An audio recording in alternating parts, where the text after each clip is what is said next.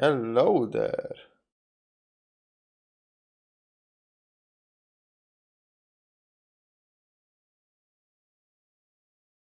Hello there, good people of YouTube. Hello there. I have my stream. Oh, there we go. I have my stream running in the background now.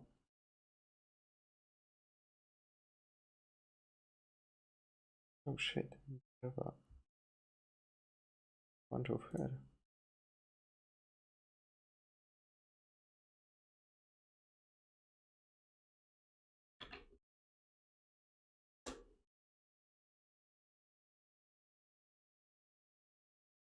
So yeah, this is gonna be my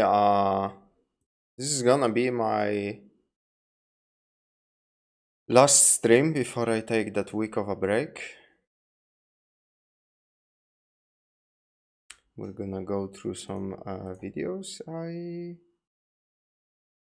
accumulated.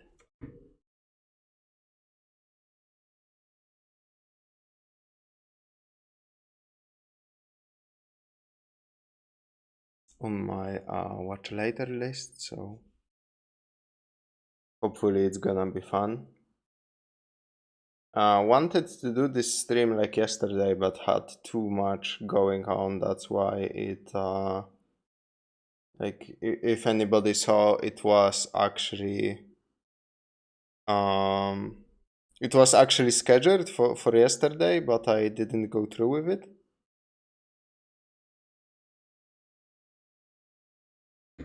And today I got a perfect opportunity to squeeze some like more reactions in there. Probably won't play more mechanicus as of now, but when I come back, for sure.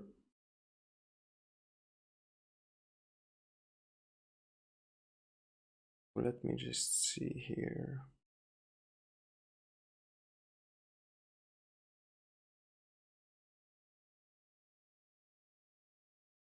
And get this set up properly.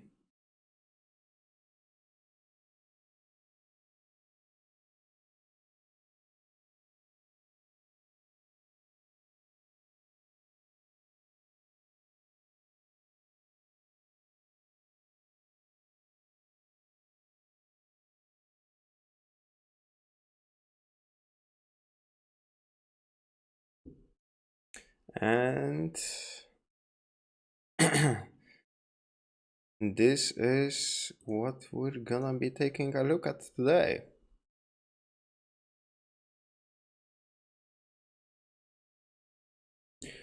So yeah, I have like an old SsethTzeentach review that I missed. It's been pointed out to me that I could do a reaction to it. From what I know, it's a little bit of a spicy one, but hopefully nothing too bad. Old SsethTzeentach videos go in all kinds of directions, so then I wanna take a look at this Gigguk Winter Anime 2024 in a nutshell, to see like what's happening this fucking anime season, because last video I reacted to by Gigguk sparked quite a bit of a discussion, and it was funny to me, so I wanna do it again. Yeah, like 6 years ago. That's a fucking long time ago. One of his like earliest reviews, I think, in this way. And I have a Warhammer Bolt Gun review by Bricky. I'm not sure what Bolt Gun is. I'm pretty sure it's a video game. Well, that's one thing I'm sure. And then Mandalore uploaded a new video. So that's what I have for today. I'm probably gonna make it through all of those. Probably without much,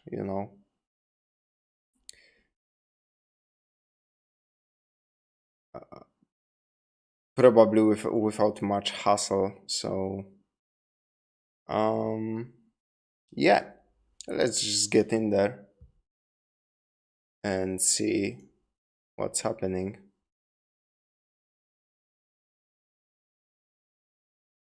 So yeah, like I said, Alona review by SsethTzeentach. This is one of his old videos that somebody pointed out I kinda missed, and that I should probably do a reaction to. From what I know, it's a little bit spicy, but hopefully it's not too spicy for. I mean, his video is still on YouTube, so it can't be that bad, right? But like with Seth, you never know. So yeah, a little bit of a short one. Yeah, like I said, it's one of his classics, and back in the day, he did really short reviews. So let me just. Okay, no, everything is good. Never mind then.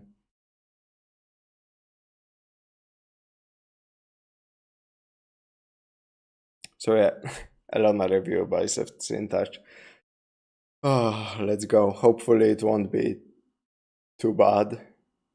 Hey people, Seth here.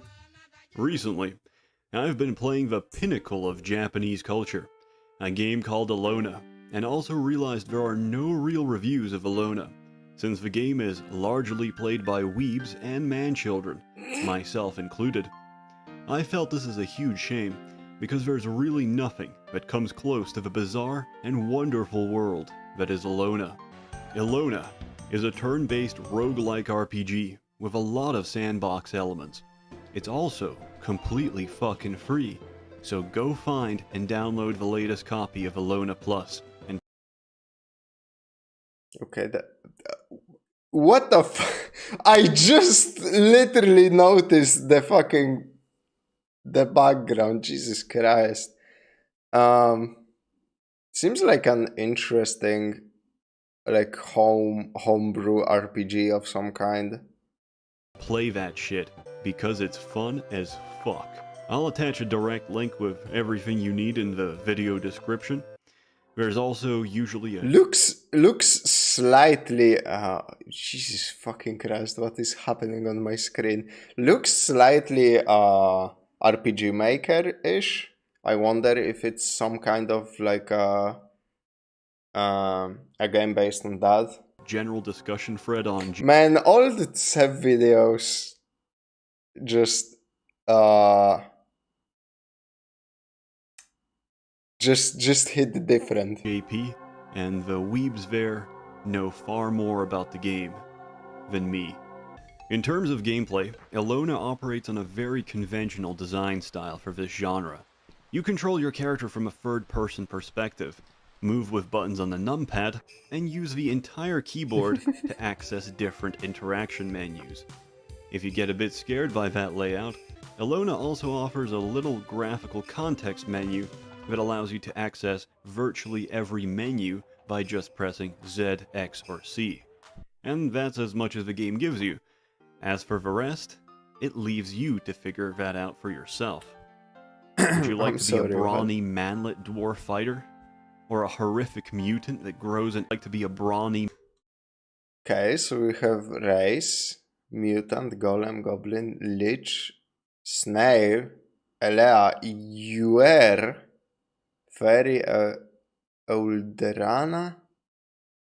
Okay, some of those seem made up, but I'm sure like some of them are just elf, but we called it different to be quirky. manlet dwarf fighter?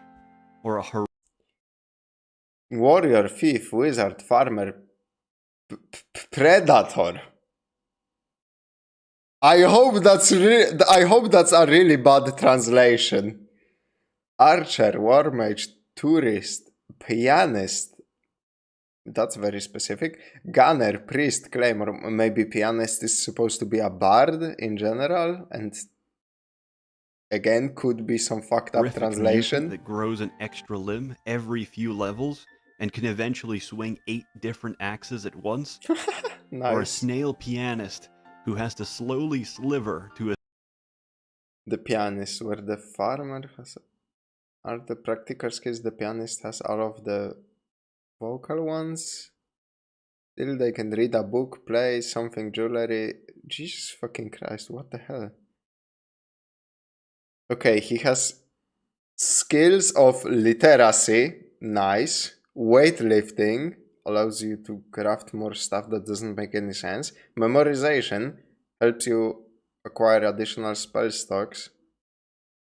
Light armor, skill to effectively act while wearing light armor. Magic device, improve the effectiveness of magic devices.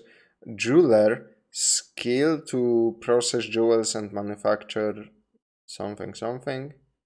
Performer, shows how good of a performer you are.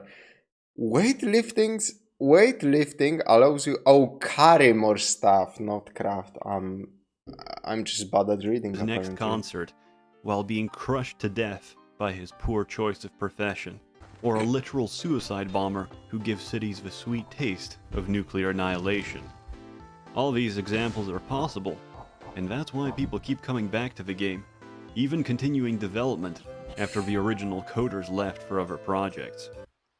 Story. The game takes place in the land of North Tiris, which sometimes experiences unpleasant weather conditions in the form of ether wind.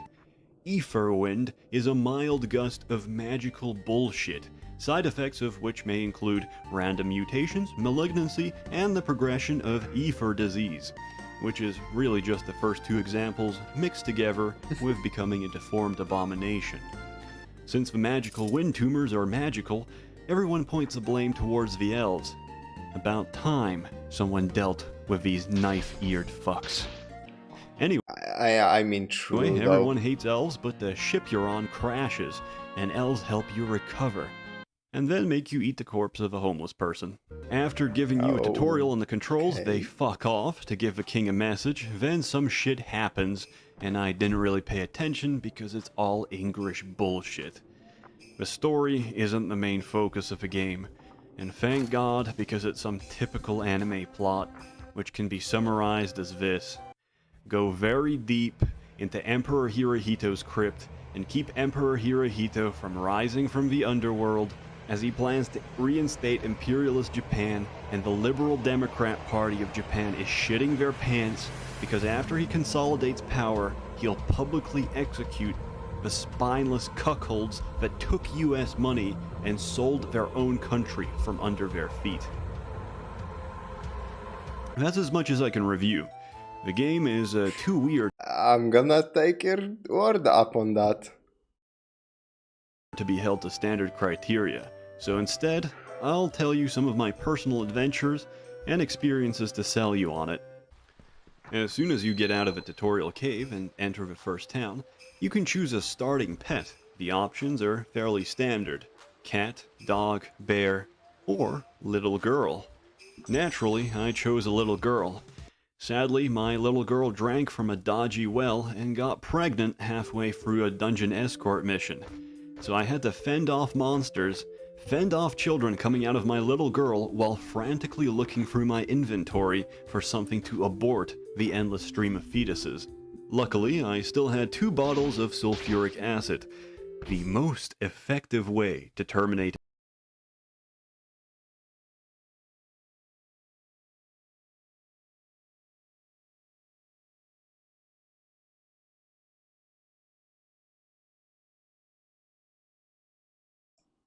I thought he's making this shit up. I legitimately thought he's just spitting some bullshit to make this sound more impressive, but there it is on the official games wiki. Ways of curing pregnancy. Drinking a potion of sulfuric acid.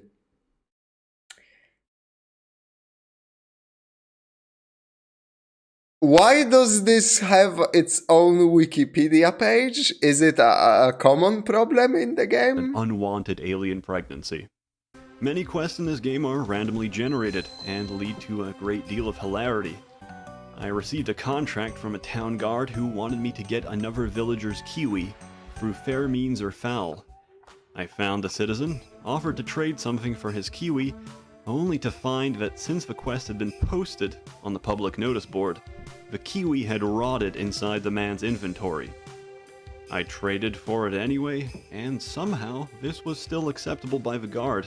I promptly received monetary compensation and extra karma, something that is very useful for not getting fucked by the authorities. Right after that, the guard ate the fucking rotten kiwi and vomited. My karma sank lower than the amount I gained for doing the quest, as I was an accomplice to food poisoning. Sometimes a villager will ask you to get something for their son's birthday, like a broken vase, garbage, a dangerous wand that could potentially maim your child, or just an actual piece of shit. I want to give my kid shit as a birthday present. Damn. Parental instinct in this game is great, as harming grown adults incurs a karma penalty and guard intervention, while attacking and killing a child carries no such repercussions, meaning that Ilona genuinely just borrows from the Greek school of ethics, where a child isn't legally a person unless you survive to the ripe old age of 13, and get to vote when they're 30. The same villager may then ask you to clear the woods of dangerous monsters, such as hermit crabs, unlicensed nurses, and unattended children. Some of the quests can even be completely rigged. I've had missions where you need to escort someone's family member safely to another town, only to discover that the family member in question is a trained kamikaze samurai. I didn't exactly know what that meant, until I got ambushed by bandits during the escort. To defend his family's honor, the samurai instantly charged a pack of them and exploded, causing me to fail the quest, lose reputation, lose even more karma, and be instantly branded a criminal. And if you're a criminal, life is hard. There's only one city in the game that'll take you, which is Durfee. A place with no guards, but many, many prostitutes. You can complete quests here and attempt to raise your karma out of criminality, if only half of the quest givers were actually reachable. Half of the time, the shopkeepers will start openly fucking whores in front of you, blocking all conversation until they're finished. By the way, there's also a sanity mechanic in this game, which for some reason reduces your sanity after using a hooker. Maybe from the rampant herpes they carry, I don't know. In rare circumstances, this means that a citizen giving out a quest fucks a hooker, goes insane, and attempts to attack the hooker. However, being insane greatly lowers their stats, meaning the hooker nearly always wins the brawl and kills the citizen instead, preventing you from starting or completing a quest until they magically respawn. What the fuck is this bullshit? What Later. the hell is this game? Man, I swear to God, like these obscure little games made by a couple of people are always just the most insane bullshit you can imagine. By which time the contract may have already expired, and you get penalized with further karma penalties. After much hardship, I thought there must be a safer way to make money, so I took to performing music for tips. Getting tips, however, requires that you finish your performance, which is really hard when, midway, someone decides they don't like your performance and throw a fucking rock in your face. Half of the time, this is done by guards, because killing terrible musicians isn't a crime in Ilona. On the other hand, everything is a crime if it's done by you. I learned later how to pickpocket, but as my skill level was very low, wanted to practice on something easy, like piles of clothing or trees. Yes, you can pickpocket a tree and steal it from the forest. Then, as I'm peacefully uprooting trees in the woods, a fucking ghost flies past and calls for the guards to arrest me.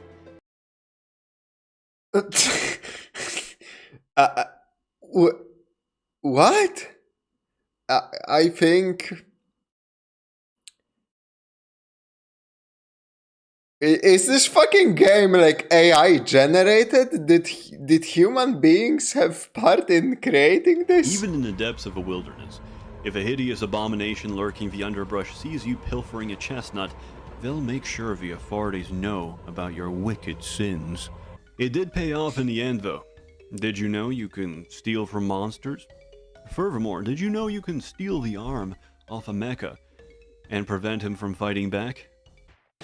allowing you to potentially kill the level 30 monster and level up several dozen times? It's true. Just don't let him catch you in the act, or the fantasy popo will have a word with you.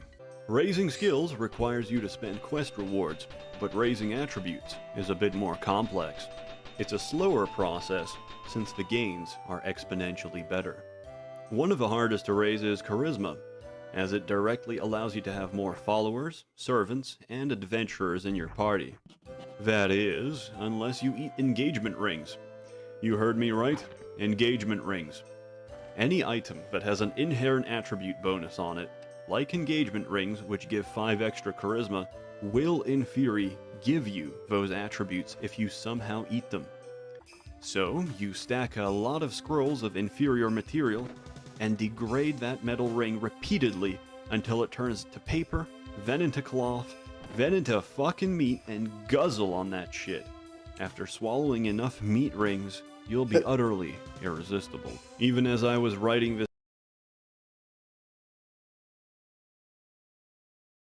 review, meat rings to fucking meat until it turns. Hold on. I wanna see attributes if you somehow eat them. So you stack a lot of scrolls of inferior material and your Xylon engagement ring transforms into a paper engagement degrade ring. that metal ring repeatedly until it turns to paper, then into cloth, then into fucking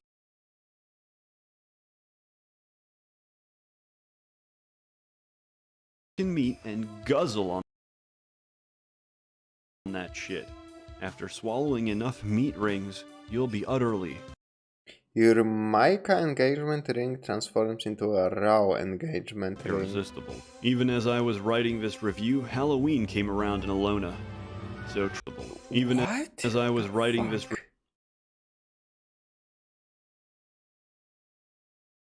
I don't understand the progression. What the fuck? Halloween came around in Alona.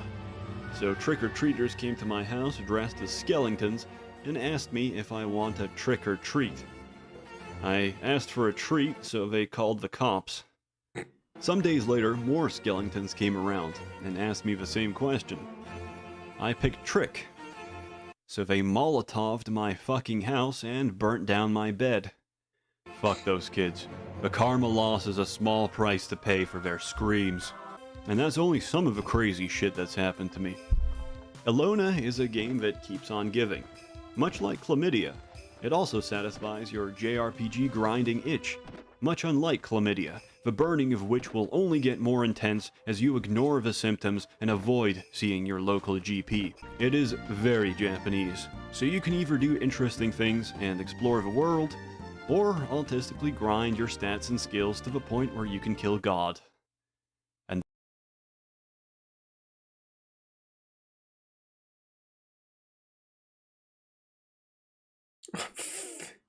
Flight anime category possible and stable too. Okay. then the God inside that God. Japan. Alona is a game that I mean, true. defies description and shits on convention. A game where you can marry your own dog, genetically engineer a child to have more feet so they can wear 2 pairs of shoes, or kill a dragon by throwing alcohol at it until it's too drunk to defend itself. It's really an experience, and I can't say anything more than go and give it a spin and see if you like it. As always, hope you enjoyed the review. More videos coming soon, and remember, everybody loves Shayna's ass. With the banger year we've just had. Hey people. So yeah, that was Alona review. A JRPG to say for sure.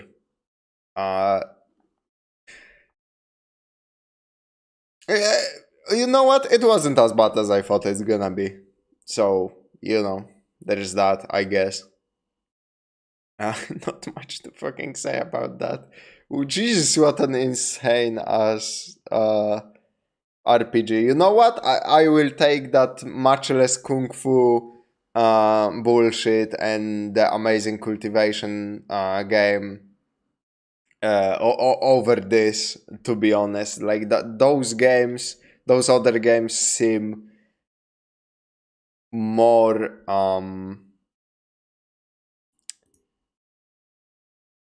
like games and not whatever the fuck was happening in that Alona game. God damn. Holy shit. With the banger And moving on, we have Winter Anime 2024 in a nutshell by Gigguk, who is going to introduce me to what is happening like in this season of anime, because I literally have no clue. I'm still like watching some old ass classics, so probably won't get into the new stuff for a while unless something that really piques my interest pops up. I know they announced a second season to Dorohedoro, and I am really interested in Dorohedoro. I really liked the first season, so maybe that I will watch. But like right now, I'm not watching anything that came out like last year or is still coming out. So yeah, let's see what's happening in the world of anime, I With guess. the banger year we've just had, 2024 has a lot to live up to. You're following a year that gave us moments that are going to be remembered for a long time to come, with iconic quotes that will live on in the hearts of anime fans, inspiring lines such as and of course, kill yourself. truly moving phrases that the anime community have taken and made their own. But what else has this new year got in store for us? Well, for once, we're not buried under a cascade of high-profile sequels. There's Classroom of the Elite. Tsukimichi is apparently one of the best isekai I haven't finished yet that I need to. One of the best romances of last year is back with The Dangers in My Heart, looking like it's only going to get even better from there. Mashal Season 2. Now, I know what you're all thinking. Are we going to see more of the most iconic role in anime? Our number one.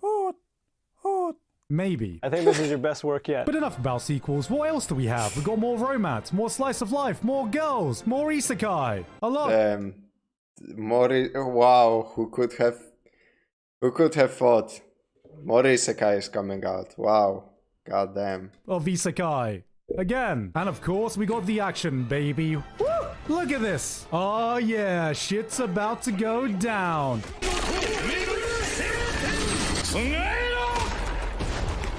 Oh, he's about to fuck shit up. Wow.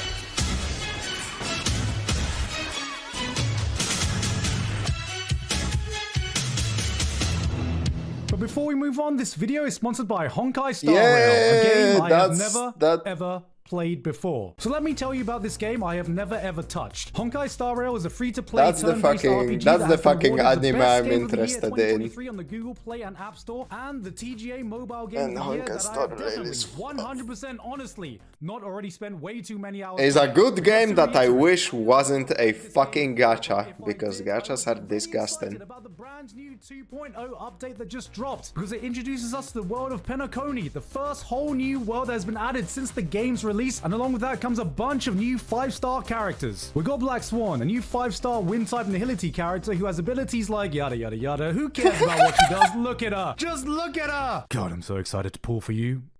You know, is what I would be saying if I played the game. But we also got Sparkle, a new mischievous little girl who's a 5-star quantum-type Harmony character that will fit perfectly into my hypothetical roster because I barely have any hypothetical Harmony characters in it. There's also a bunch of new exciting updates, including new scenes, new characters, and if you log in now, there are 10 free warps awaiting you, and another 10 for logging in for 7 days, and you can claim a free 5-star limited character Dr. Ratio 2. But wait, there's more. Click that link in the description to download the game today, and you can use the code on screen for an extra 50 Stellar Jades. Hold on a second, I just got to note down this code. Thank you very much to Hoyoverse and Honkai Star.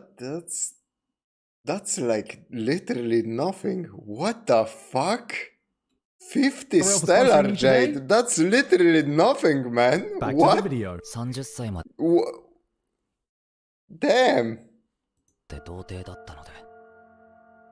Damn, they are fucking stingy with premium currency. Holy shit. Just gotta note down this code. Thank you very much to Hoyoverse and Honkai Star Rail for sponsoring me today. Back to the video. 30歳まで童貞だったので魔法を使えるようになってしまった。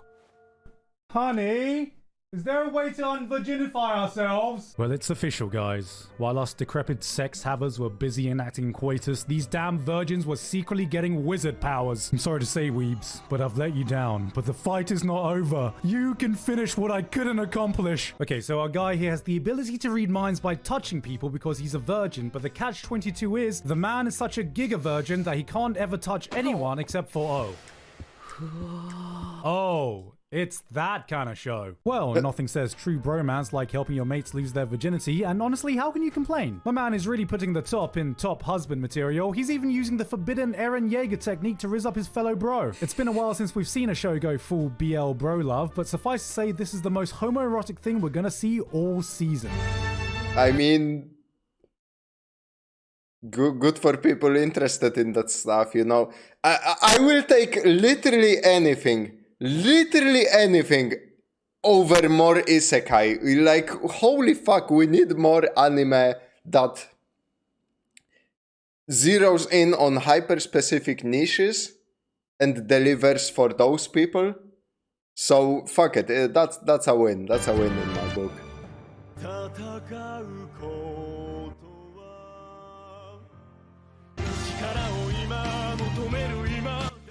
Yo!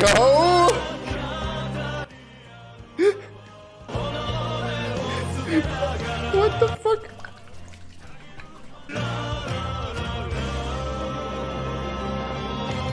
What is happening this season? I think I like men now. After The Witch from Mercury tried to revolutionize the genre, it's good to see mecha going back to its roots. Just gay guys, innit? But on a yes!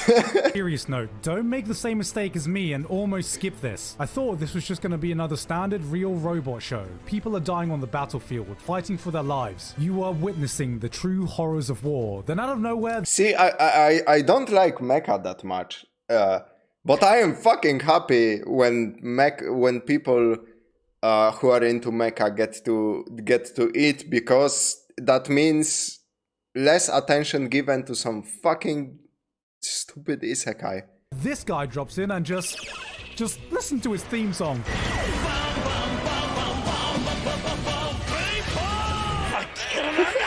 For those of you unfamiliar with mecha, this is like the equivalent of people fighting for survival in the brutal world of Attack on Titan. Then suddenly, All Might drops in. This is what happens when everyone working on the show knows exactly what they are doing. This is a mecha show by mecha fans for mecha fans, with the gun-ho Top Gun bravado that comes with it. Just a bunch of manly men doing manly stuff, saying completely manly things to their fellow manly bros. Yeah.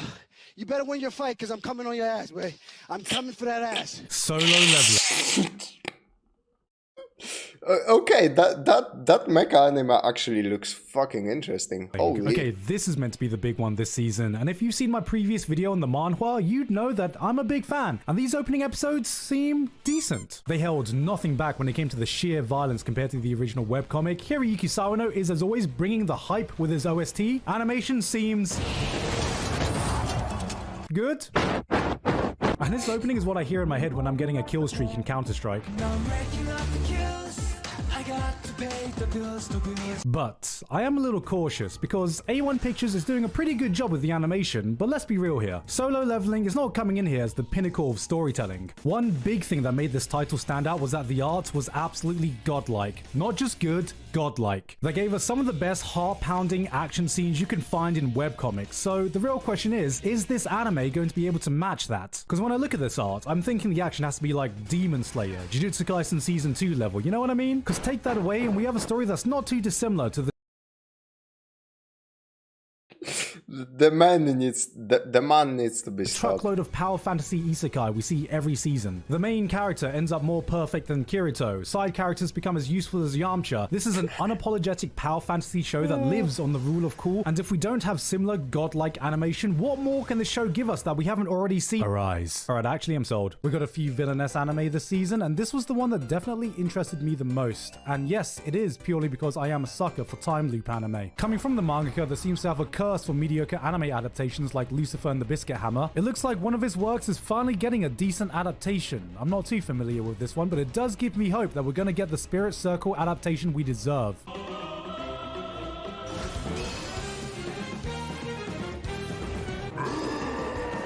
Huh? Account successfully created. You are now signed into Discord.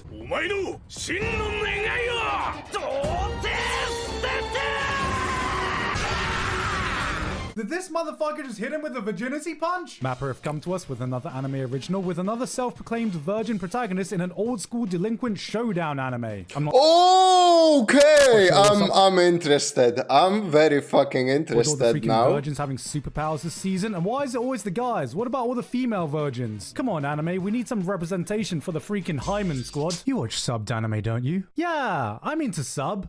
Anime? You mean subbed anime, right? Yeah, sure. Alright, now we're talking. Time for some real anime. Change Soldier is God the damn show it! I wish he talked more about the fucking previous thing. to watch if you want to be a respectable human being. Did I say respectable? I meant the exact opposite. Man, fuck all the fantasy bullshit. I just want some delinquents beating the shit out of each other in a really nicely choreographed street fight. Is that too much to ask for? Opposite of that. これからも私の奴隷として働き続けるといい。 Ah, yes. My favorite job. Slavery.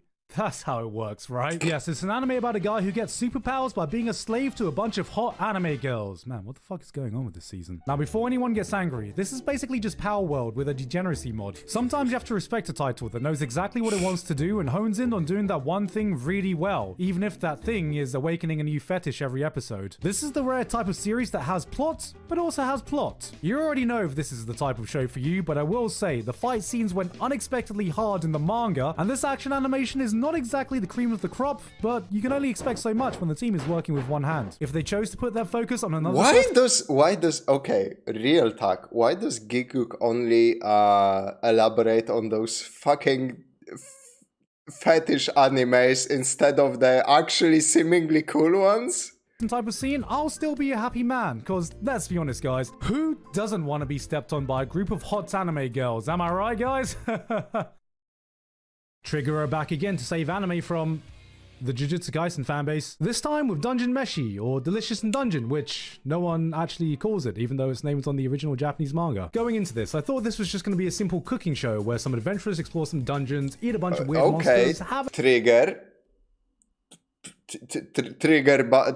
back. Okay, that's a good time. I was on board for this, but then I think the episode that really sold me was the one where they find the living armor. Now in most shows, living armor is just normal armor that's imbued with magic, which is what you and everyone else assumes, but Dungeon Meshi takes this common idea and goes, nah, that's baby shit. So as our hero fights one, he notices something that looks like an egg and thinks to himself, why is there an egg? Why can the armor see me even though it has no eyes? Maybe this is a living thing after all, but it's completely hollow, doesn't die if I behead it, and it moves too rigid to be a slime and too silent to be a swarm, but by some good detective work, he manages to uncover a biological explanation behind the living armor that not only makes sense, but also makes it edible that made me go, damn, okay, I've never really thought about it like that. This is just one of the monsters we find in the series. Every single creature has careful thought. The animation looks fucking nice, but I mean it's Trigger, so no surprises there.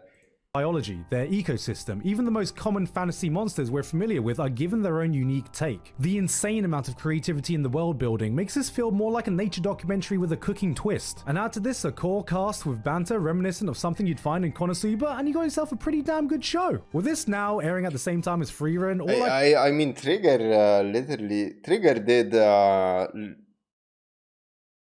Little Witch. What the fuck is that called?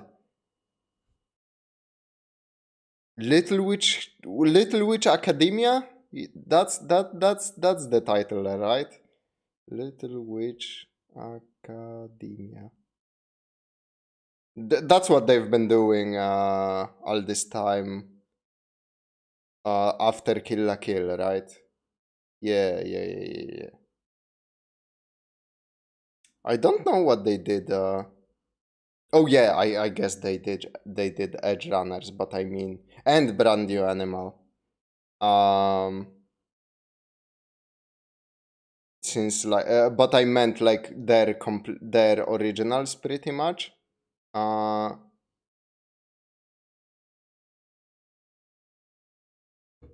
But since this is an adaptation of the manga, so I guess that's not their original work. A shame. I really like Trigger originals. Holy shit, when you let them cook, they come up with some great ass ideas. I mean, I wasn't that much of a fan of Little Witch Academia, but it had some decent moments. It had some really good humor too. I can say is fantasy anime fans are eating good right now. Huh? Huh? Alright, what show we got next? 恐怖の時代は終わったんだ。これからは二人で栄光の未来を夢見ていける。 Oh, she's gonna die. You know, I think she still could be savable. Yeah, she still could be savable.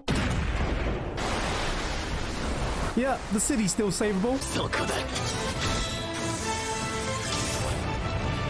See, what did I tell you? He saved the city, guys! It's saved! Sometimes all the show has is the rule of cool, and sometimes it's enough.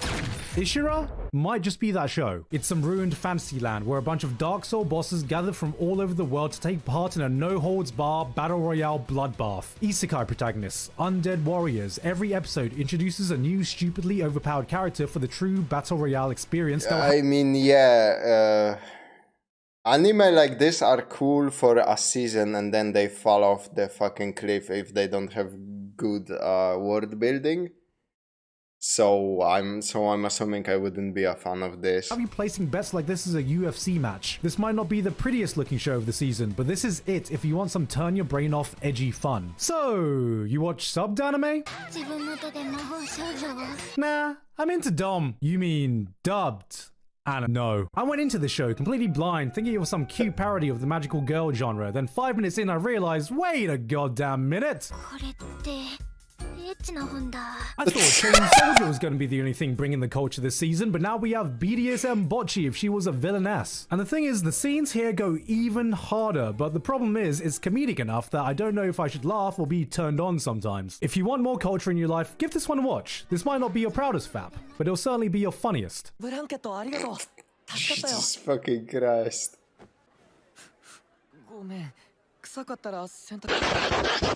Here's an anime called Hokkaido Gals, are super adorable, about some super adorable gals living in Hokkaido. Ooh. The music goes hard though. Now, if you don't know anything about Hokkaido, well, it's northern Japan, it's really cold, it has some of the best food you can find in the country, and it's got really thick milk. And then you have the Garus. Now, for anyone wondering how these girls aren't freezing their butts off in this weather, you need to understand that in Japan, short skirts protection to the cold follows the same logic as RPG armor. Feels like I'm wearing nothing at all. I'll be real with you, this is clearly just paid propaganda by the Hokkaido Tourism Board, and god damn it, it's fucking working. Yo, is he going for the Eren Jaeger strat too? The wrong way to use healing magic.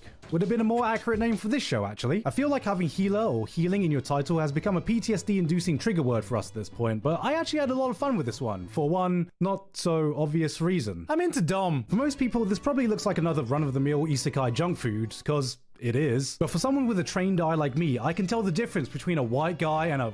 white guy? Between a White Castle and a Five Guys. And to any isekai trashmen out there who know what I mean, this feels like the latter. Not enough healing for you? Well, we have the unwanted undead adventurer featuring a dead skeleton protagonist slowly leveling his body back up. Oh, that's a totally different thing. Excuse me, necromancy is just healing for those who believe in the 5-second rule. Well, hey, look, a middle-aged protagonist, and he's adopted a cute little burb. Ah, so it's a simple slice of life about an older gentleman taking care of a burb. I can vibe with that. Alright, so the bird can talk. Well, that's okay. Every slice of life needs its quirk nowadays. Surprise! Isekai, bitch! Okay, well, I wasn't expecting an isekai, but I'm not gonna complain. Fuck? Oh, he's starting his own trading company and learning the economics. Just like a business. I get it now. So it's gonna be a Spice and Wolf-esque anime with an isekai twist. Surprise! Magic, bitch! So we can use magic in the real world. That makes sense. It's an isekai after all. Surprise! Psychics, bitch! Okay, so I guess there are psychics in the real world and he's getting tailed by a shadow organization of psychics now, while trading goods in an isekai with a talking bird who's secretly a 3,000-year-old demon.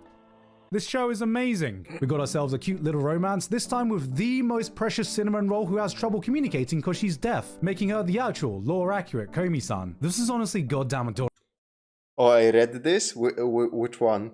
I haven't seen a story like this since The Silent Voice, but this seems far more on the wholesome side, and it better stay that way, because if anything happens to this girl, I will... Too bad the manga was licensed, and now you can't find a translation. Huh. be shooting on site. Studio Bones are going through their 25th anniversary and they pulled out all the stops to celebrate. We got a new anime original sci-fi tokusatsu style show that takes place in a world that's a little bit of Blade Runner, a little bit of Carol and Tuesday, with also gay girls in it. I feel like more and more I'm relying on anime original shows to get my sci-fi fix, and this clearly has one of the most intricate and well thought out worlds of the season. And normally finally, food on the table. I love the show don't tell approach where I get to discover the world and story as it naturally develops, but this beginning feels like just a bit too much information has been omitted. What are the characters trying to do here? Why are we fighting? Who the hell are these people in the first place? I'm gonna let it cook because I smell a potential delicious meal coming along, but I hope I at least get a look at the menu soon. Another love confession victim of the goddamn anime firework. The one about the healer. Is it good? Well, you couldn't have picked a more cliche way to start off a romance plotline in your anime, but surely they can't drag this on for too long, right? Look, he clearly likes her, she clearly likes him. This motherfucker traveled to another world for her, and now they're bloody married. They're married, for God's sakes. I've seen anime romance bullshit before, but how long can this possibly take? Wait a minute. They actually gave him a second chance? This has never happened before in the history of anime. This is it. She's given him the perfect layup. Bro's got an open goal from 2 yards. There's no way he can fuck this up.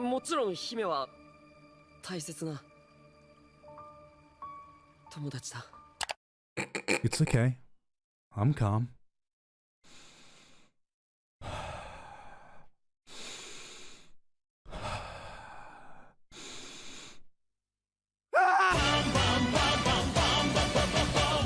Hey guys, hope you enjoyed that video. Thank you very much this month to Author Curtis Eckstein, Basil, Dysfunctional Degenerate, Flabberwocky, Husbando Hub, Jonah Thick, Mike 808. Yeah, some really cool fantasy, shows. It seems I might check out some of them. Guys, I hope you're having a happy New Year, even though we're already fucking month. But that's New Year. It's always a grind for me that first. But that Cyberpunk Future show though. That Cyberpunk Future show looked promising. Go back to my normal schedule now. Anyway, though, I'm going to keep it short today. There's not much more for me to say. I've been Gigguk, and I'll see you. Nice little summary of everything going on. The mecha looks really fucking cool, even though I'm not into mecha. Solo leveling, I know Gigguk has been praising for a while because it keeps recommending me his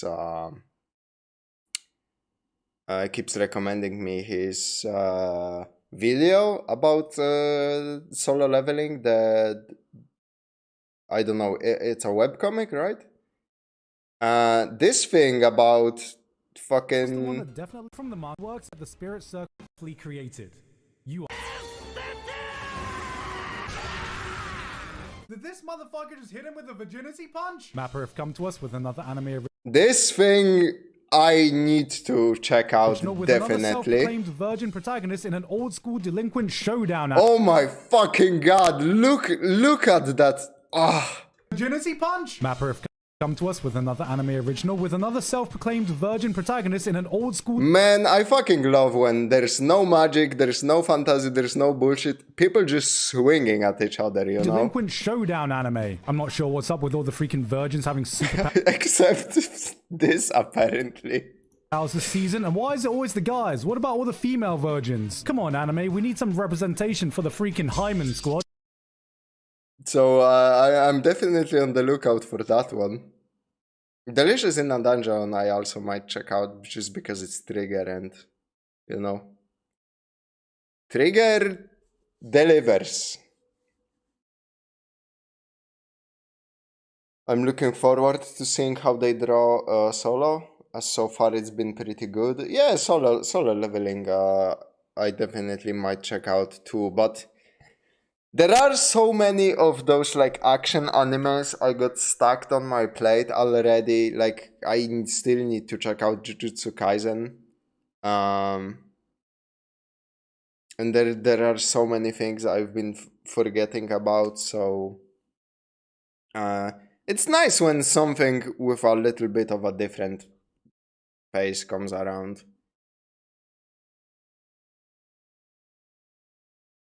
But yeah, like I hope solo leveling is good, you know.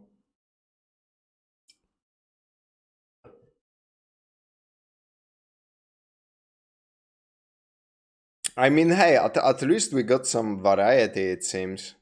Obviously, Gigguk didn't cover all the fucking isekais that are probably coming out right now. And it's even still, some isekais made it into this list, so... The plot is average in solo and all the juice is in the graphics. Yeah, Gigguk pretty much seem to imply that it's, you know, all the side characters are fucking not important and the main protagonist keeps a really big power gap in between himself and the rest of the cast, but and the story is not like nothing to write home about, but it's all about the action and the spectacle, and you know, that's fine. That will probably, like, at some point, a story like that at some point is bound to fail and lose like attention of viewers, because how much of that spectacle can you endure before it becomes like monotonous?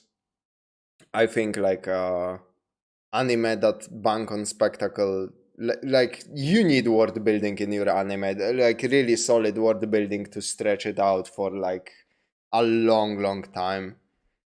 Like everything, every like anime that is a classic and made it like really and has been like grabbed an attention of people for a really long time, it's always based on good world building. Like Naruto is probably the best example. I don't even like Naruto that much. I mean, Shippuden, like the original Naruto, is fucking good. But like Naruto is going to this day based on that like world building established in the first chapters. Like strong world building will get your show seasons upon seasons upon seasons upon seasons. God damn. Anyway, moving on, we have... Hello! In the last video... Moving on, we have Warhammer Boltgun by Bricky. Keep it simple, heretic. I don't know what this is. Is this like a first-person shooter thing? So, yeah. Not much of an intro, let's just get into it.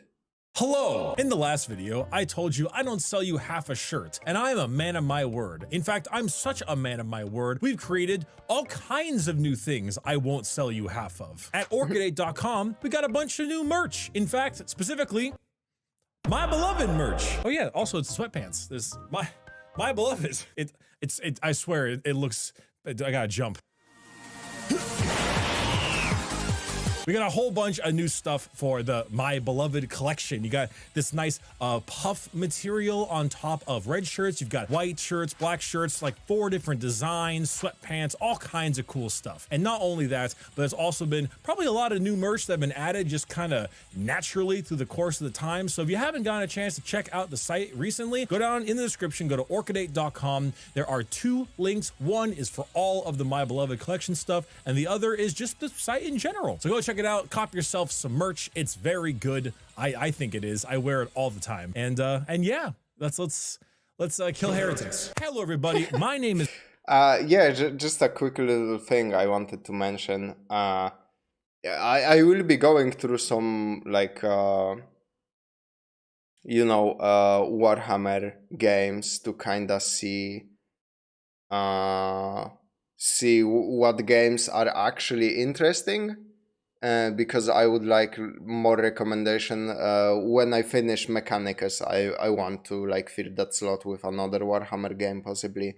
That's why I will be going through some reviews of other stuff I haven't like seen or heard about yet. Speaking of, yeah, Warhammer Boltgun, like was that mentioned by anybody in all the videos about Warhammer I fucking seen? Not sure, but Bricky will get us in there. Is Bricky currently dead for asking the simple question, when does killing a heretic stop being fun? Is it after the 20th, the 200th, the 2000th, the first Exterminatus, the second? A bolt gun sits you down on their knee and says to you, how dare you ask that question? Warhammer Bolt Gun is the newest game published by Focus Entertainment and developed by the Arok Digital. It is what many would classify. Okay, this looks very fucking pretty. As a boomer shooter, and I've grown very fond of the term overall. It's a game light on overall story, heavy on bloody, gory action, ball-busting difficulty, a heavy metal soundtrack, and old-school low-res graphics to boot. Truly, it's a shock that there hasn't been one made already. Warhammer is often known as a dad game. Like the general age demographic of Warhammer tends to be late 20s all the way to late 40s because the barrier to entry is, well, your firstborn, and I'm not talking about the puffy hat boys. I'm talking about thousands of dollars in little plastic men, and the only people who can afford that are their mid-30s IT guys with no wife, no kids, and way too much disposable income. Don't hate me for being right. So why we haven't tapped into the boomer shooter market is beyond me, but with the success of both Doom reboot games, Dusk, Ultra Kill, and MyHouse.wad LMAO, we now have an official Warhammer 1, and oh my, is that what I think it is? You play as Malum Kaido, a Sternguard veteran of the Ultramarines, and you've been tasked with cleaning up the chaos mess on the Forge world of Graia. The chaos mess left behind by one Lieutenant Titus. Yes, this is a spiritual sequel, so to speak, of the original Space Marine game. You are the one-man army and are being sent down to stop a heretical sorcerer from doing all kinds of chaos debauchery on the Forge world. Speaking of, I will be discussing spoilers. It is not that big of a deal, but, you know, just letting you know. As you land, you'll notice three extremely important things. One, you sound like a refrigerator given sentience. As it should be. Two, pressing T allows you to taunt your enemies. Your death is mine. You will die. I am the Emperor's weapon. Die, heretic. The Emperor demands your life. And three, that's fucking badass. Oh my god. Animation has you pulling out the Codex Astartes to read. So we've got movement from people who understand how a Space Marine works. Check. We've got hundreds of lines of dialogue for taunts. Check. And we have Blueberry Ultramarine Boy Scout Codex Astartes crap. Check. I garner the developers understand what they're doing. But did they get the chainsword right? Okay, but how are they going to show off the name of the game? The bolt gun. Surely it can't be as grand.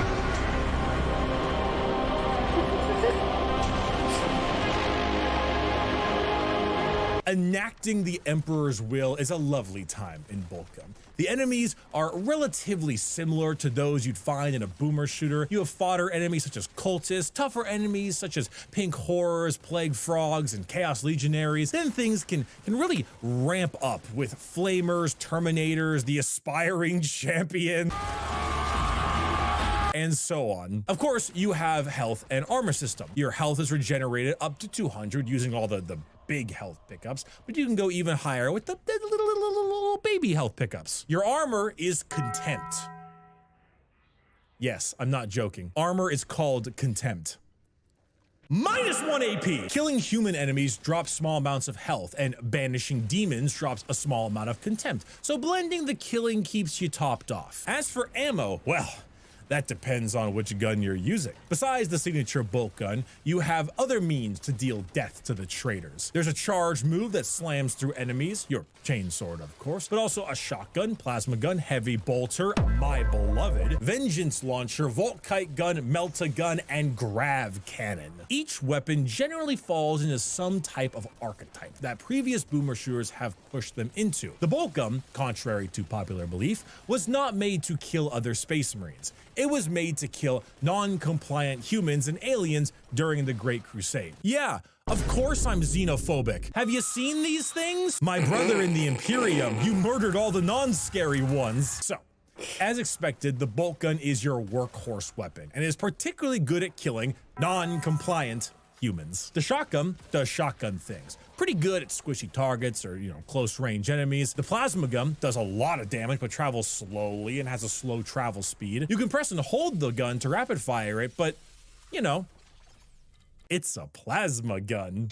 The heavy bolter, my beloved, never reloads and will unleash a never-ending stream of murder at whatever you put it at. The vengeance launcher fires Robert Pattinson's Batman at targets that explode on them. The volkite starts off with enemy over there and ends with enemy over there, there, and there. The melta gun is the super shotgun, basically. Very low ammo, very short range, absolutely devastating amounts of damage. And the grav cannon is your BFG. Point it at what you want to die and watch it do the dying. And you are going to need it when some of these enemies find their way towards you. This game goes through 3 total acts. Each location has you reset your weapons back to the bolt gun, but then you get them back relatively quickly by the end of it. For the most part, the level design is pretty good. Secrets are used often enough for them to be exciting and fun, and each secret is genuinely a good time because it's a power-up, meaning not only is it fun to collect them all, but it actually rewards you for doing so, allowing you to purge heretics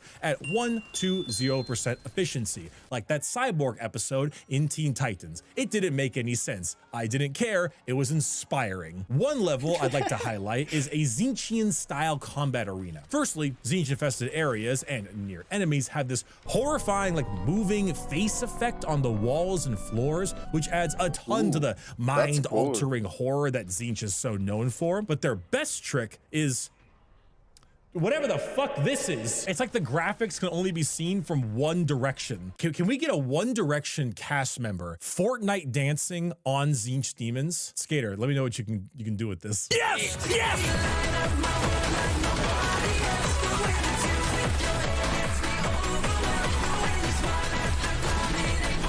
But it looks like a glitch was forced into the game. It hurts the eyes a little, and it's very distracting, but that's kind of the point, and it doesn't really last that long, so you don't really need to worry about it too much. You look into the warp for half a second, and you go mad. You look into Zinch's realm of chaos and his impossible crystalline labyrinths, and reality itself becomes hostile. There is even this crazy Zinch labyrinth puzzle that has you completely define the laws of physics, and it's a blast to fight through. A real highlight mission, if I do say so, if you can figure out how to do it, that is. Now, some people will ask me, me, Bricky, my beloved, John Warhammer, whatever the fuck, how lore accurate is bolt gun? How does it feel in established canon? Well, from an God damn it, I have a little bit of a... My camera is a little bit bright. Let me see if I can fix that. What the hell? I went the wrong direction. There we go. That's a little bit better. Let's go with that for now. Art style and enemy design standpoint, it's actually completely on point. So many things have been taken straight from the universe, or even tabletop game mechanics have been added. If you haven't noticed, by your weapon in the bottom right hand corner, it has a strength characteristic, and enemies have a number next to their name. That is their toughness characteristic. On the tabletop, when you roll to attack people, you roll a dice pitting your strength against their toughness. If they're the same, let's say strength 4, toughness 4, you need a 4 or higher on your die, aka 50% chance, 4, 5, 6. If your strength is higher, say strength 5, toughness 4, then you need a 3 or higher. And if it's double, strength 8, toughness 4, then you need a 2 or higher. And the reverse is the same. If it's lower, you need 5 or higher. And if it's half, you only get 6s. Well, this exact same glossary is in the game's help section. Your guns are pitted against the enemy's toughness, and it fully reflects the gameplay. It is identical to the tabletop game. That's Hell, cool. even the Terminators get the T5 toughness bump that they're getting in 10th edition. They've already future-proofed the game. So yeah, a bolter at strength 4 will rip cultists apart, but struggle against bigger targets. Plasma gun at strength 7 will take these out rather quickly, though its low fire rate makes it, and well, you know, chance to blow yourself up makes it kind of bad against chaff. Each gun has a place, each gun has a point, and enemies all have a good strategy to defeat them, except for the heavy bolter, my beloved, because you could just fire that at basically everything and it works. But on the enemy side, pink horrors are ranged casters, and much like their tabletop counterpart, when killed, they split into smaller blue horrors that charge you. Like Chaos Space Marines fire bolters and throw grenades, Terminators teleport around and unleash hails of fire, and the aspiring champion puckers your butthole so hard Slanesh takes interest. So, the proper guns are important. Marines are often taken out well with plasma guns, but more mid-range enemies like plague toads and flamers might be better suited to the unlimited Daka that is the heavy bolter, my beloved. Again, we've been doing that a lot today. So from that perspective, yeah, the game is fair to the lore, the weapon choices, how they operate, and how the enemies behave. And sure, I mean, the Stern Guard veteran is a high-level Space Marine, above your average Marine for the most part, and could easily wipe a base of cultists and maybe kill a few Chaos Marines if they're skilled enough.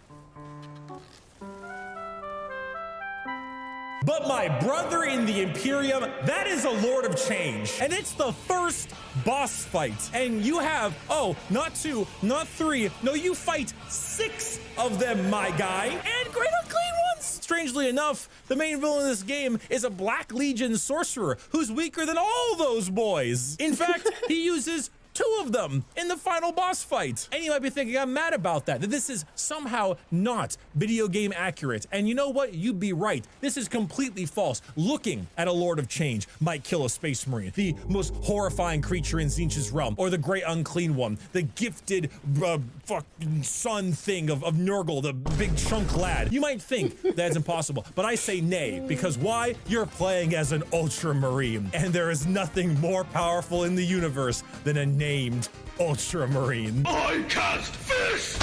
But, I mean, jokes aside, yeah, you'd never kill a Lord of Change. Ever. But it's funny Doom game. So, you know, why wouldn't you put some of the biggest and baddest things in there? The problem I do have, though, is the reusing of them. Now, that's where we start getting into the more negative parts of Bolt Gun. It starts off really strong, this game, but I think it overstays its welcome by maybe 1 to 2 hours. So I completed the game in about 7 to 8 hours game time without much secret searching at all. Just plain old Ultramar retribution going from level to level. Thing is, by the first Great Unclean One you encounter, roughly 40% of the game, you have seen every enemy they're going to throw at you. And that's not even really like sarcasm or some kind of hyperbole. I believe that is 100% true. There are no more new enemies. All it really does is swap them up, change the arena, and have you fight them again. Bolt Gun also, unlike its modern Doom counterparts, doesn't have any upgrade systems or character progression. It's very old school, where all you have is ammo, health, and, you know, death. Which isn't in its right a bad thing, but each thing individually stacks up to becoming a bit of a problem. Like, no new enemies isn't that big of a deal if the game ended a bit sooner, but it didn't, so some more enemies would be appreciated. Having no progression for your character wouldn't be a problem if the game was shorter, but it's long. Oh, so that's why in Rogue Trader those devils spawn 2 more after they die. Lore accurate, it seems. I gotta go refill my drink, so I will be back in a second with you guys.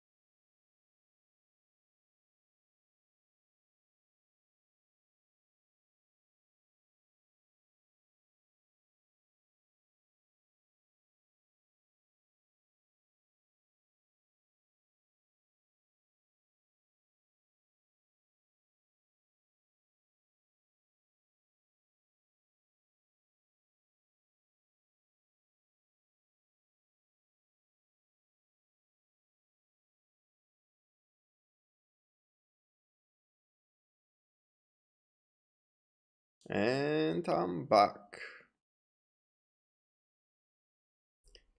Let me just get the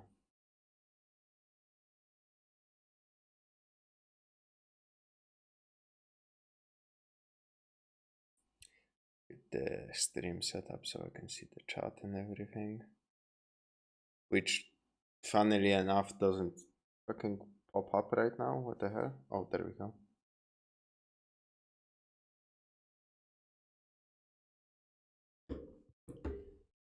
Okay, we can keep going. So the progression would have been nice to have. Even if it's just a simple weapon upgrade or character bonus, a little bit would have gone a long way, because not only does the game stop giving you like new enemies, it stops giving you new weapons too. You get every single weapon in the game in the first act, minus the Grav Cannon BFG equivalent. So there isn't any form of unlocks or character upgrades or new enemies for the latter 60% of the game. It makes it so Bolt Gun overstays its welcome a little bit, much like an aspiring champion you didn't put enough lead into. Resurrection! This is really unfortunate because near the end of the game, your melee and charge move just feel completely useless. Getting into melee range, especially on the hard difficulties, I played it on hard, 1 below Exterminatus mode, and that is, you know, pretty tough in its own right, but manageable. The moment you step into melee range, the moment you run that kind of gamble, you are basically causing insta-death for yourself. You will not be using your chainsword or your charge move at all past Act 1. There are no bonuses for meleeing. It's not like you get ammo like in Doom with the chainsaw. Meleeing is just a different tool, but there's no kind of invulnerability or invincibility or any real reason to use it. So running up and chainsaw— Man, the fucking sprites look so good, and the environments. I love this art style. Holy something will just get you shot. And at the hard difficulties, getting shot really hurts. It would have been a really fun way to incorporate a bit more of the 40k world into the game. You know, have your character on like a power sword or a big thunder hammer down the line. Even just a flat out melee upgrade, a flat out buff would be enough, like the beam weapons from Metroid Prime 3. You know, some bonuses to the charge move too, maybe a few permanent boosts to weapons just to keep us feeling like we're earning things. It needed a bit more, a few more unlocks, a few more enemies, and then it would have been solid throughout. Oh, and it needs a fucking map. Listen. I had devs from the game watching the stream the entire time. And listen, friends, you were lovely. But let me make it clear that not having a map is stupid. This is Warhammer. Everything is a cathedral or a factory, and often a combination of both. I got lost a lot, and just pressing M for a map would have made a world of difference. Honestly, a Doom style game without a map is just a no-no. I can't think of a single justification for there not being a map, minus the weird Tzeentch labyrinth level puzzle. And my last and final complaint is the scariest enemy in the entire game is not the aspiring champion. Just kidding, it's the aspiring champion. It's not the Lord of Change, and it's not the Black Legion sorcerer. It's a goddamn barrel. Notice that I am firing at every single goddamn barrel I see yours. I probably died to a red barrel more than enemies. Sometimes a stray bullet will fly from an enemy and hit the barrel that I didn't notice because it's a barrel in a goddamn factory, and it will do like 200 damage. And I'm not even on the hardest difficulty. And then I know I can't win the encounter for the most part, and a significant portion of my deaths ended up being barrel related. I sincerely think they should have had the damage dealt to the player like reduced by half with the barrel. It's always random, it's always annoying, and it kills the flow of the game as I need to take things slow to look out for red barrels. I fear no man, but that thing, it kills me. Which is why I think the game started off as overwhelmingly positive and is now at very positive. The first act of the game, flawless, genuinely incredible, and a blast to play. Nothing about it felt wrong, and I was singing my prayers to the God Emperor the whole time. But as time has gone on and the issues piled up, I believe the score going to very positive is reflecting that. Now, Warhammer Bolt Gun is made by a team who really fucking gets Warhammer. They obviously know the lore, they obviously play the tabletop game, and there is no doubt in my mind they were the right team to not only make this game, but also make more Warhammer games in the future. There is a possibility some of my complaints were going to be in the game, more enemies, more upgrades, etc., but time constraints were a problem. They did tease a Khorne-based DLC or sequel or something at the end of the game, and I hope they will make some changes to allow not only that future product to be excellent, but allow for the base game to be improved by it as well, adding a map, some new enemies, upgrades, and so on. Is it worth the money? For $20? Hell yeah. It's quality, fun, and fresh. Like I said in my prior video, my $20 is not the same as your Like, that sounds like a really fucking great time. I love shooters of this nature. Like, Postal Brain Damaged is exactly this. It's like a boomer shooter spin-off with similar style, but focusing on obviously a different presentation a little bit, because it's not Warhammer, you know. And it's like one of my favorite games in the Postal franchise. So this sounds like a really good fucking time. $20, but this game is fully optimized. It's not asking for $70, and it isn't lying to you. You are a Warhammer nerd, you probably have already bought it. But if you aren't and are at minimum into boomer shooters, I'd still grab it. As far as 40K games go, Warhammer Boltgun is a good addition into the retinue. It is a very good game. I would not put it above that, but it is very good, and most importantly, it's very fun. Doesn't quite get to that level of like Mechanicus or Dawn of War and the like, but it is still quite a solid title. And thank you everyone for watching this video. It was a pleasure. It was a really fun time playing Boltgun. I'm very glad that it ended up being at least good. A few problems, yeah, but you know, this is still chalked up as a green check mark, a win. Good job, we done it. And by we, I mean like the Warhammer community have a good game now. The devs did it. Good job on you guys. You still did a good job. Pick up some merch. My beloved, it's great. I love it. I wear it all the time. I promise, genuinely, I do. If you're on my streams, you'll see me wear sweatpants all the damn time. It's all my merch. I wish I could transmit how comfortable these sweatpants are into your brain so you know. I'll see you next time for a Moonbreaker video. That's gonna be a big one. Toodaloo. Come on. I know I know at least a couple of people on the channel have said that Bricky released his Control video. I will not be watching Bricky's video about Control because Control is in my to playlist and I don't want to get spoiled on the story. So I'm sorry, I will only watch Control like in a couple of months after I went through it myself. As for Warhammer Boltgun, seems really fucking fun. It's definitely going on my to playlist. Like, holy goddamn. It's definitely like going on that list, and after I'm finished with Mechanicus, I will ask you guys on the channel, probably via one of those community posts again. I will ask which game you guys would like me to play from like Warhammer, and then I will stick some other like games on that list. But yeah, I'm only gonna get serious into you know, gameplay live streams after my friend leaves in a week. I mean, he's not here right now. We're picking him from the airport in like 4 hours. So after this stream is done, I'm gonna do a couple of things around the house, pick him up, and he's gonna be here for the entire week until next Monday. And then the day after that, I will do another stream.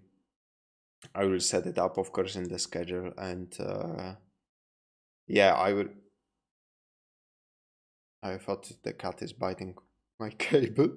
I will watch more reviews from Ricky or Mandalore, either one of them. Between the two of them, they probably covered like most Warhammer games, so I can like at least see what they are. Stas in the chat has been saying Rogue Trader is pretty good. I wanna see some review of that too, to possibly like get like dip my toes in there and at least visually have an idea like how it plays, how it looks, are the graphics stylized or not, etc, etc. So if one of them has a review of that, I will definitely watch that too. And yeah, I will play through Mechanicus, I will play through Darksiders, I will stream like a couple of like probably like 10 or so hours of me getting into Warhammer 3 when I buy it. Go through some campaigns, probably not gonna do like, because the game has insane amount of content, but I can't possibly stream too much of it because it would be like streaming any other RTS game or Civilization. It probably wouldn't be that interesting after a while, but seeing like a person get into it might be interesting. And then I will do polls again to decide what games we will do. Anyway, the last video for today will be Warfront Turning Point review by MandaloreGaming. And Jesus Christ.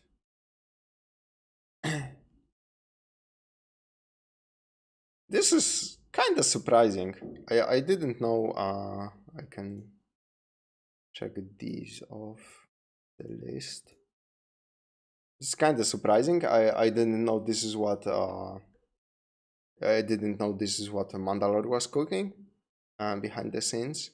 So yeah, let's just get into that Warfront Turning Point review by Mandalore.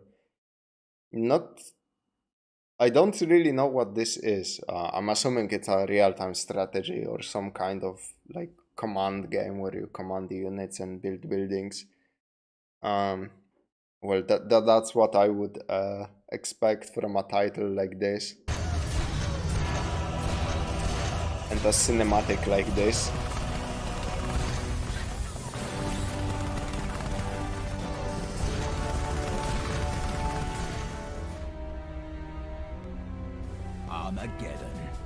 Oh, so it's like alternate history thing. Okay.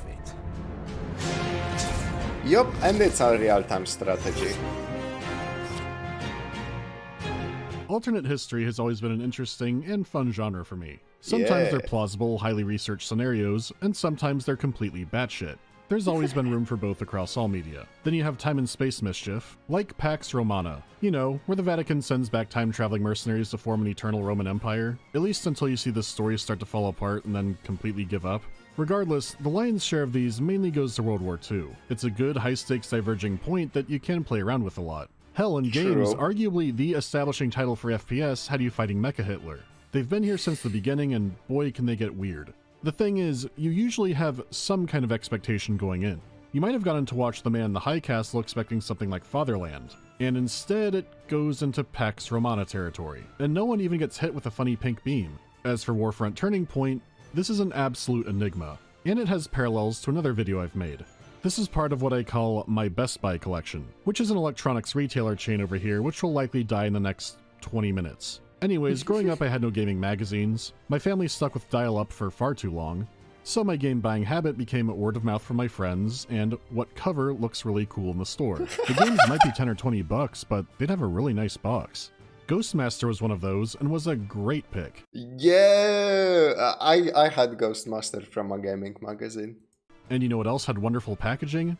Genesis Rising. I guess I should have shown this in its own video, but I still have it. It folds out into a nice faction overview, positive review snippets, all of this, and for only $10. Warfront had a big Nazi mech on the front, and a large spread showing multiple bizarre sci-fi weapons. We were impressed, said PC Gamer, but was I? Well, just like Genesis Rising, I had no memory of actually finishing this game. There's barely any information about it online, and it's currently not sold anywhere.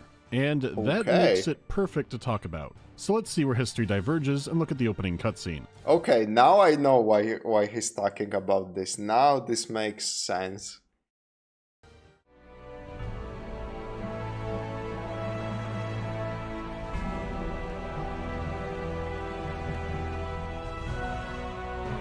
Which is a bunch of the game's cutscenes without context. Though it is good production value, especially for an RTS from then. But moving to the main menu, there are no answers there either. It is notable that this game is version 1.0. It never got a hotfix, a balance patch, nothing. That is extremely unusual for a strategy game, especially one from that time. Anyway, from here we can pick out a campaign, and there are only 2, but this game has 3 factions. So for once the Soviet Union couldn't make them share. I went with the Allied campaign first, hoping to learn something about the setting, but the Germans have already taken London. So did Operation Sea Lion work, or wait,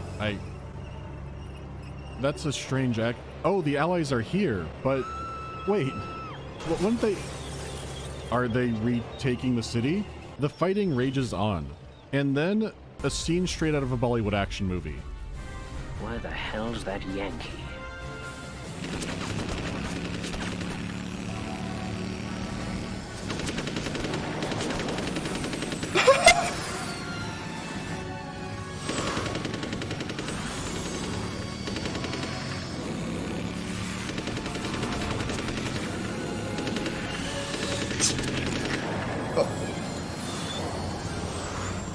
What were they cooking?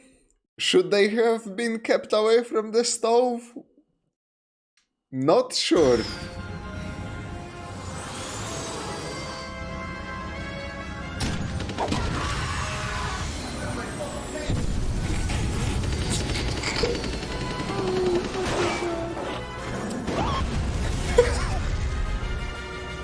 So, the Allies are retaking London with the help of great value Bruce Campbell. Got the boomstick, sir. John Lynch. God bless America. Sadly, what the actual turning point is remains vague. Nothing in the menus or initial missions of either campaign, nothing in the manual. The only hint I have comes from the box saying that Hitler was assassinated. Which is something, but who took over and who killed him?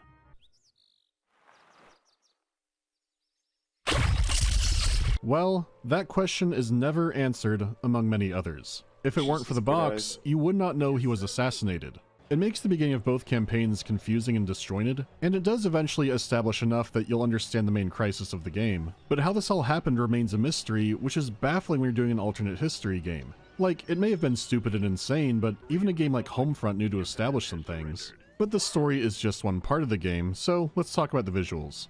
For a 2007 RTS game, Warfront looks pretty good. It wasn't the most amazing that year, but the technical side has a lot going for it. The lighting, shadow, and reflection effects already come together nicely, but there are extra layers to that because the game's maps can cycle through the time of day, along with dynamically changing weather. When things get darker, vehicles can flip on their high beams, and buildings will activate searchlights. Anything else that emits light like gunfire is a lot more visible. These are cool graphical touches on their own, but there's a lot of gameplay intertwined with this. For example, night can reduce the range or line of sight of some units, and some factions can use this to their advantage. The Soviet Union can research flashlights for always available extra dark vision, whereas German infantry can fire up a flare, which isn't always ideal, especially if artillery is around. Bad weather can slow down movement and knock out radar. You can't launch most aircraft during it, and the ones already out can be damaged by storms. So beyond adding extra visual variety to the maps, it adds depth to the game too.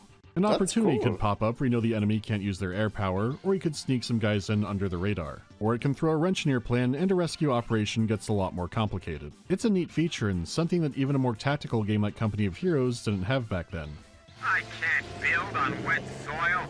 Along with all that, there are physics destruction effects, like vehicles absolutely exploding apart. Tanks can just— Who the fuck made this game? What the hell? I'm sorry, I need to look this up because these obscure ass games that have really that are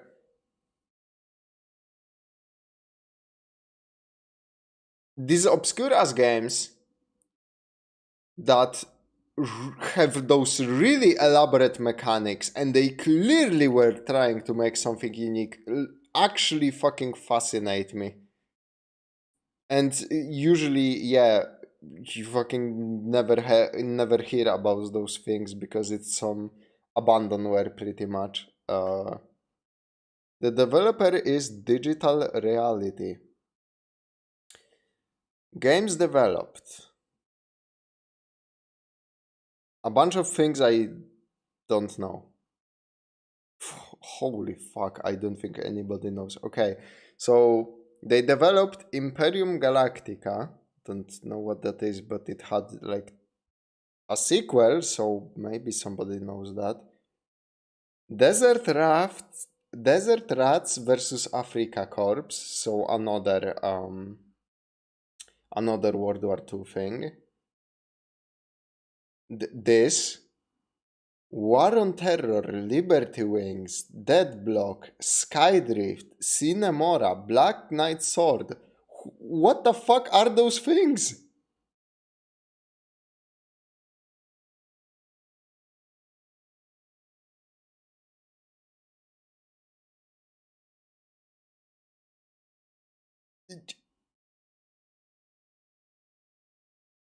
They fucking co-developed games with Grasshopper Manufacture.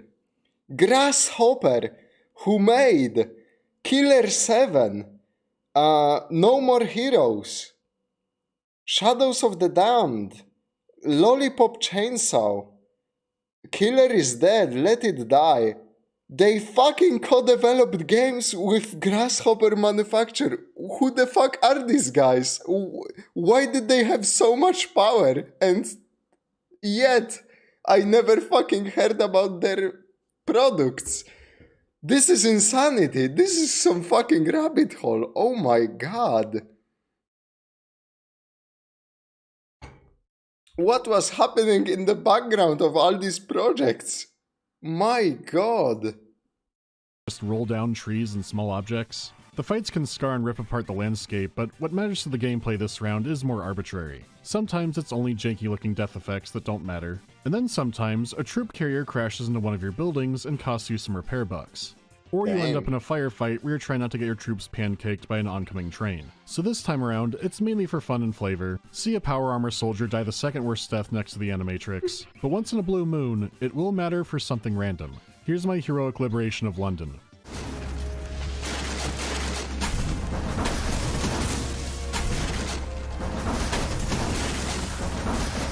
And to this very day, they never fixed that road. As for the actual art direction, it's interesting. Warfront's environments and the entire color palette are more on the muted end. Dark, gritty, with flashes of beauty here and there, which is perfect for a World War II game. It's what they did with the factions themselves where things get weird. You know, Germany is your tank faction. You have Panzers, King Tiger tanks, and Mouse tanks, which to this day are the heaviest ever built, but they only built about 1.5. But in the world of Warfront, they became a mainline super heavy battle tank, and they face off against Soviet IS-3s, which were also real, but they didn't actually roll out until the war was over. A lot of Warfront's alternate history units did exist in some form even if they never left the drawing board, or they existed with lots of problems or not many were built. They reached into some obscure corners at points. So a good chunk of the roster is trying to be authentic. Here's things that might have shown up if the war kept going that were real. And then you have the all-American Gungan shield generator, the Soviet freeze tanks and ice bombs, the Nazi jetpacks and mechs. The Russians have some kind of 5-turreted super mutant T-35 with a rage ability, along with a necromancer vodka dealer who poisons all troops around him, but nothing can die as long as he lives. And you'll know he's around because the Red Army can't stop burping. So it's partially we thought this through alternate history stuff, and then part pure silly. And they could have used real pure silly. Like, Hitler approved a 1,000-ton tank called the Rat. Others cancelled it for being too stupid, and the idea of it itself is so dumb. Some historians argue whether or not the idea was actually considered, or if it was some kind of elaborate shitpost or intelligence bait. But if you threw it in Warfront, it would fit right in with the theme. They could have meshed more together, but it's also clear they didn't want to. The art style is only a part of it, but the entire game is half, what if World War II were changed? And then weird science and campy one-liners and quips. So to address the mammoth in the room, it's trying to be Command and Conquer, specifically CNC generals. Warfront also has hero units. I mean, that's a good thing to aspire to be. Fucking Command & Conquer is, you know, peak RTS. And some are one-to-one ability-wise. The difference is Generals nails its tone and everyone is a caricature. Warfront's tone goes all over the place. No matter what the subject matter is, a scene being camp or serious isn't based on context, it seems to be based on a dartboard. It gives the entire game a kind of madness undercurrent to it that's hard to express through the video. Oh, I almost forgot. You can control any base turret by going into a first-person mode. This did run horribly at the time, which isn't really a problem now, but it is still very janky and awkward. But it does mean you can shoot beyond the normal range of a base defense, and it maybe does bonus damage. It definitely shoots faster. This is just another thing Warfront does. You can also enable third-person vehicle cameras. Anyways, let's move on from that to the audio. The music That's is fucking cool. Oh there. my god. If you've heard generic World War II orchestra music in a game before, you've basically heard the soundtrack.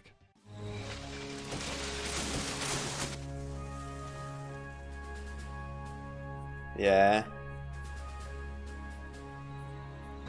Sounds like something you would hear in Medal of Honor, like the really classic ones, or like the first 3 Call of Duty games.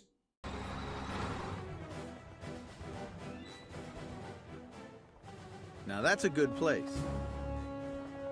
Affirmative. Don't get bossy, okay? Building completed. Building completed.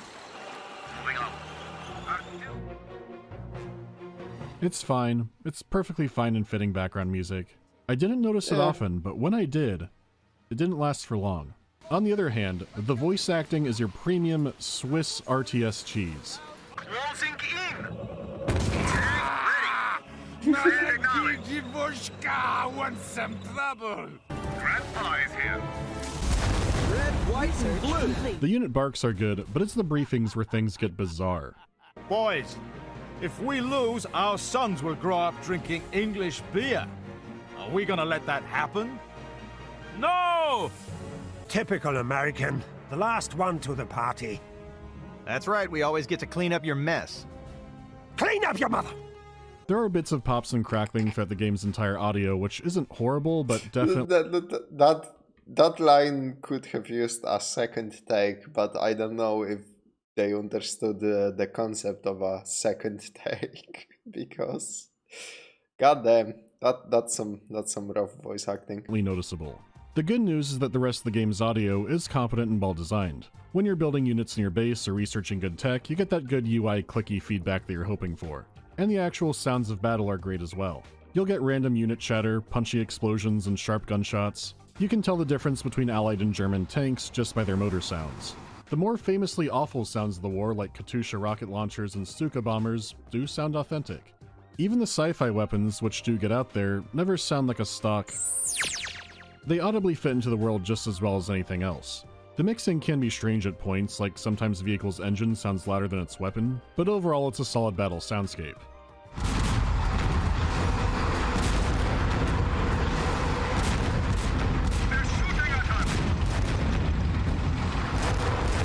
Warfront generally looks and sounds a lot better than many other RTS games at the time, but was the gameplay the secret star of the year? Well, not when it's 2007 and Supreme Commander has come out. But besides that, there's nothing too crazy about how Warfront plays. The weather and time of day effects are a nice shakeup, and the turret-based defense FPS is weird and kind of game-breaking, but really, it plays a lot like other strategy games, with the strange setting being the draw. A lot of work was put into making the factions look and play differently, so certain mechanics like building power plants won't show up for the Allies since all their buildings are self-powered. With all that in mind, I'll go through everyone. The Allies represent American and British forces, along with a single Frenchman named Sanier. They are completely focused on air power, and like Command & Conquer, aircraft are launched for a while until they have to go back and reload and re-equip. Though they can stay out a lot longer than that series, and there are some exceptions to the rule, like the VTOLs. They're Sky APCs controlled like normal units, ferrying troops around the battlefield, and have some guns of their own. They truly are a marvel of engineering and sci-fi wonder, because unlike the Osprey, they don't fall out of the sky every 22 minutes. The Allies can paradrop a few kinds of infantry, and have some bombing options once they have an airfield up. These are different than building actual aircraft because invoking a bombing run will simply spawn a plane somewhere near to the site on the map. Beyond traditional options, there's an earthquake bomb which keeps spreading out and damages buildings over time, a remote-controlled kamikaze B-17 filled with explosives, I can only guess dogfighting in the Pacific became jousting, Actually, hang on a second. The game doesn't mention Japan at all, to the point that it's unclear if Pearl Harbor even happened. We can add that on to the list of mysteries. Regardless, the atom bomb is still in play, and the Demon Corps is on tour through all of Europe. You could still viably make a tank and artillery murder ball, but it'll be backed up by the best air support in the game. There's also the Ranger Infantry, which are scout snipers that are also an anti-everything unit. As in, they can quickly take down tanks with rifles. You still might not use them often because they're infantry. And one of the first things you'll notice actually playing Warfront is how freakishly fast the time to kill is, especially on infantry. You can lose an entire squad before the attacking vehicle's animation is done. A single shot from a tank can kill a few guys, an artillery salvo can wipe out more, and you would be right to say, well, at least that seems realistic, but this is a standard RTS. You can't have your troops dig in or take cover like you're playing Company of Heroes. Starting vehicles also don't cost much more than infantry, so they should be more cost effective, but even vehicles can melt in a second.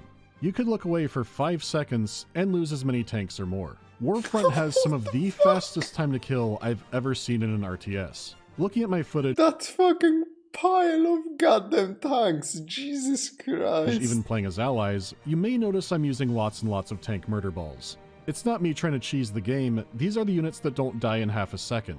In other RTS games, having a counter unit means they'll be a lot more effective and even deadly if you have a nice group of them. Some games have an easy rock paper scissors approach, but Warfront is actual rock paper scissors, as in, if you have the wrong thing, you lose. And everything still shits on infantry. The exception is the big, powerful, expensive hero units, which can last a little longer, but I've also seen them be one-shot.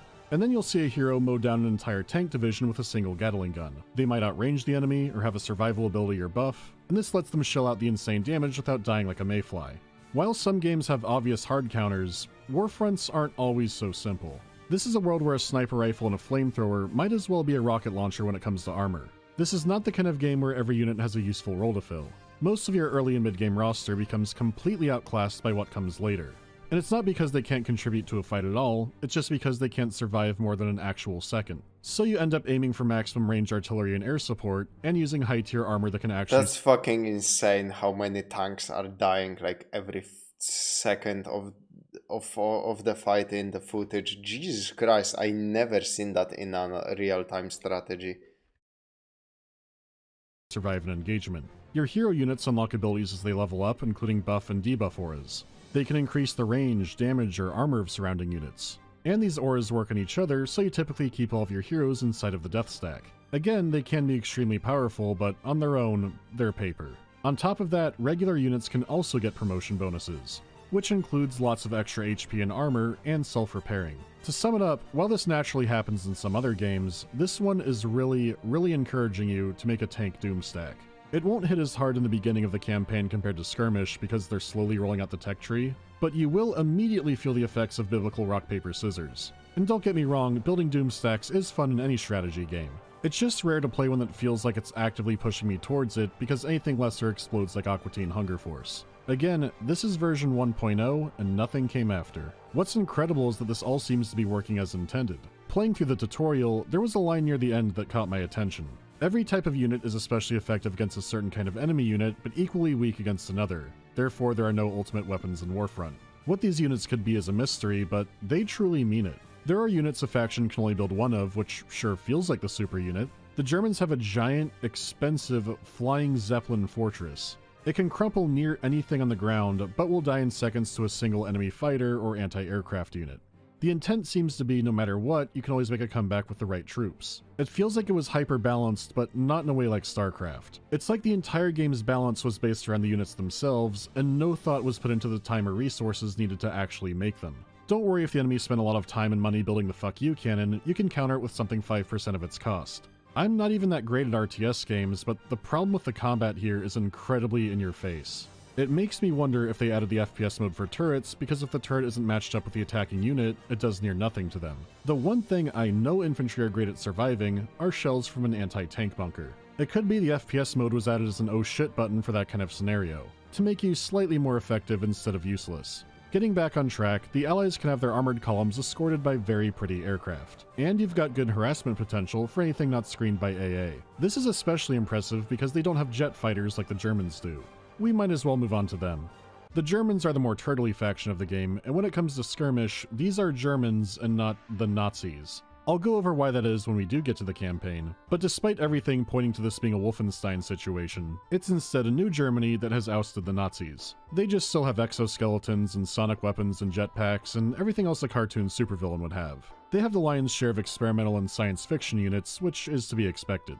They have some of the strongest artillery and armor units in the game, and if buffed up by heroes, can strike from extreme range. They are slower to get rolling because their bases rely on building power plants to function. If you don't have adequate power, your buildings will sit useless until you do. They even have a dedicated XP building that will slowly promote all the units around it. Along with the regular tech upgrades, one will start your units with a free level. That means by sitting in the base a while, you can roll out armor that's promoted on top of already being strong. And damn, that sounds fucking insane. Just getting promotions for sitting in the base? Holy. Like, usually when you sit in a base in a real-time strategy, that's the drawback, that you're not getting combat experience to promote your stronger units, and those who win a lot of fights get rewarded. So yeah, this is extremely weird balancing choice. This is Armor Blob the game. I think you can see where this is going.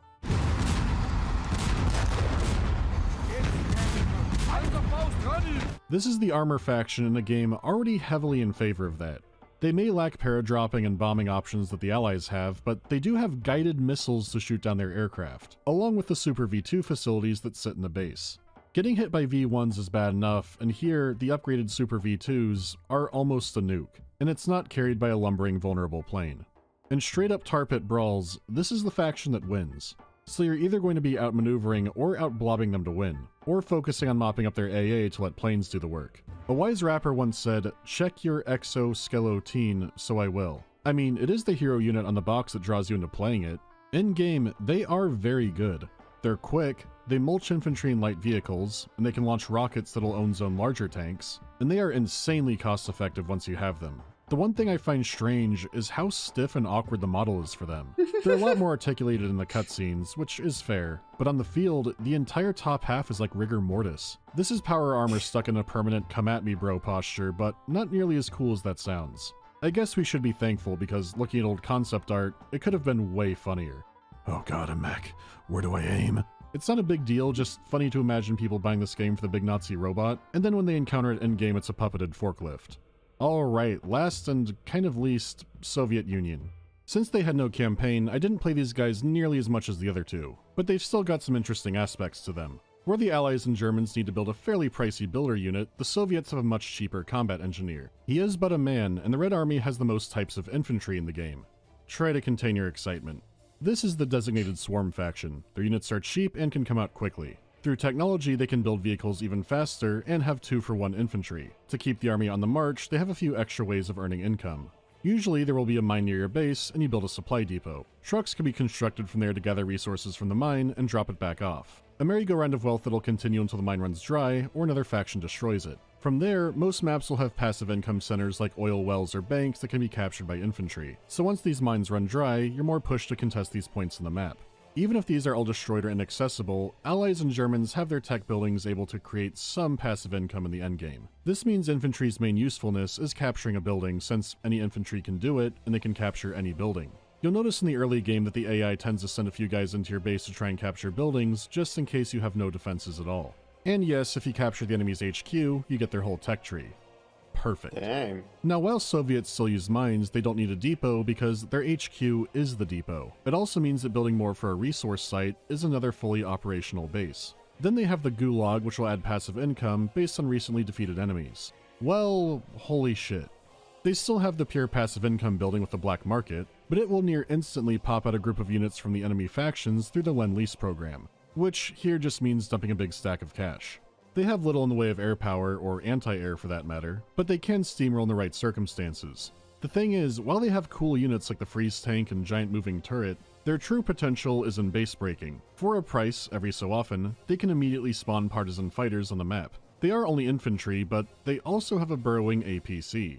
It's like the Nod flame tank from Tiberian's Sun, but you can't counter it by building concrete. Now, do you recall the vodka dealer who makes all infantry around him immortal? I think you can see how this plays out, but there's another step to it. They have the ability to call in a freeze bomb, which immobilizes all buildings and makes them extremely brittle. So, you surface a battle group of blind drunk, immortal Red Army soldiers who knock out the AA to make way for the Kislev ice magic bomb, and then you can target partisan fighters in the farthest ones. No one can construct a tight base layout to stop this. Warfront buildings kind of snap to an invisible grid, which you can turn off, but then you just can't build, so you turn the grid back on. Which means there's always room, and the vodka necromancers can strike at any time. This is when infantry are strong, when they can't die and live under your real first floor. There's other strangeness too, like every— What the fuck? Jesus fucking Christ, what a strategy, man.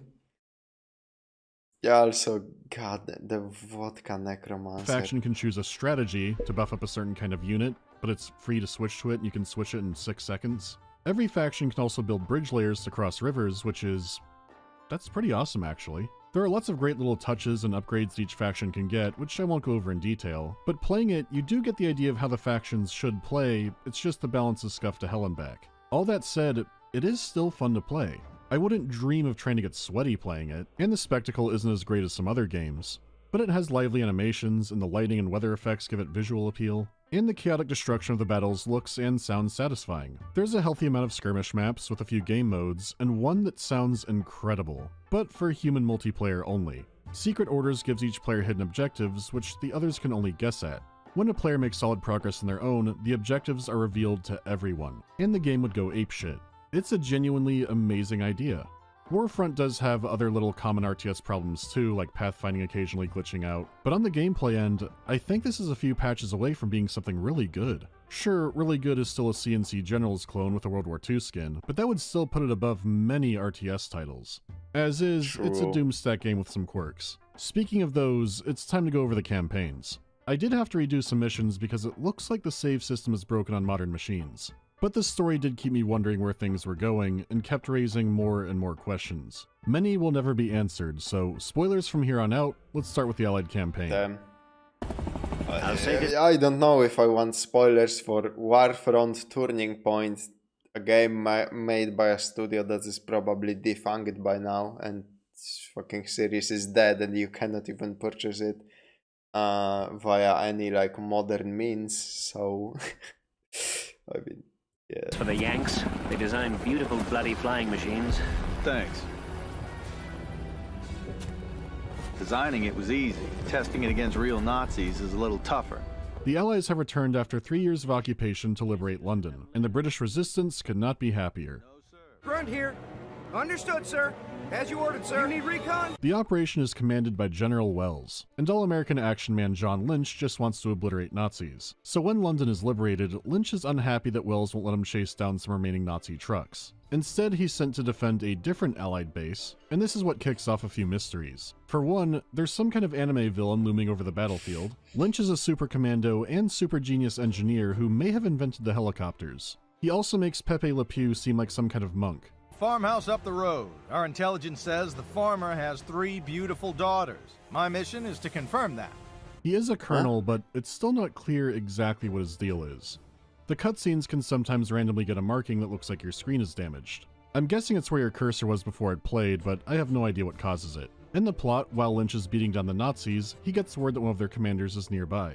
They're in one of the burrowing APCs, and they're not German at all.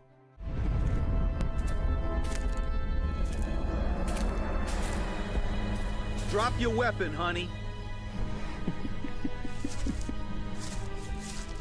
So handsome. That accent. You're not German, you're Russian. And so smart. Yeah, he could read the UI. Your next step will be your last.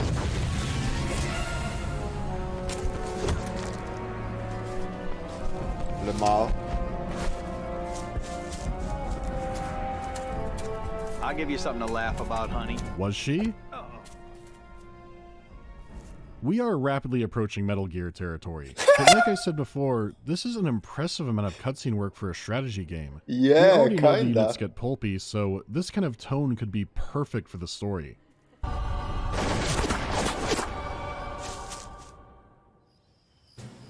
Medic! Save the medic for the wounded, I'm fine. The Germans got away, sir. Germans my ass. Why did they cut the shot mid-line? Okay, so the actual direction and editing can be awkward and weird, but the dialogue is coming across kind of like an alien wrote it. Nadia. Who? Nadia Amanova. Russia's most dangerous spy.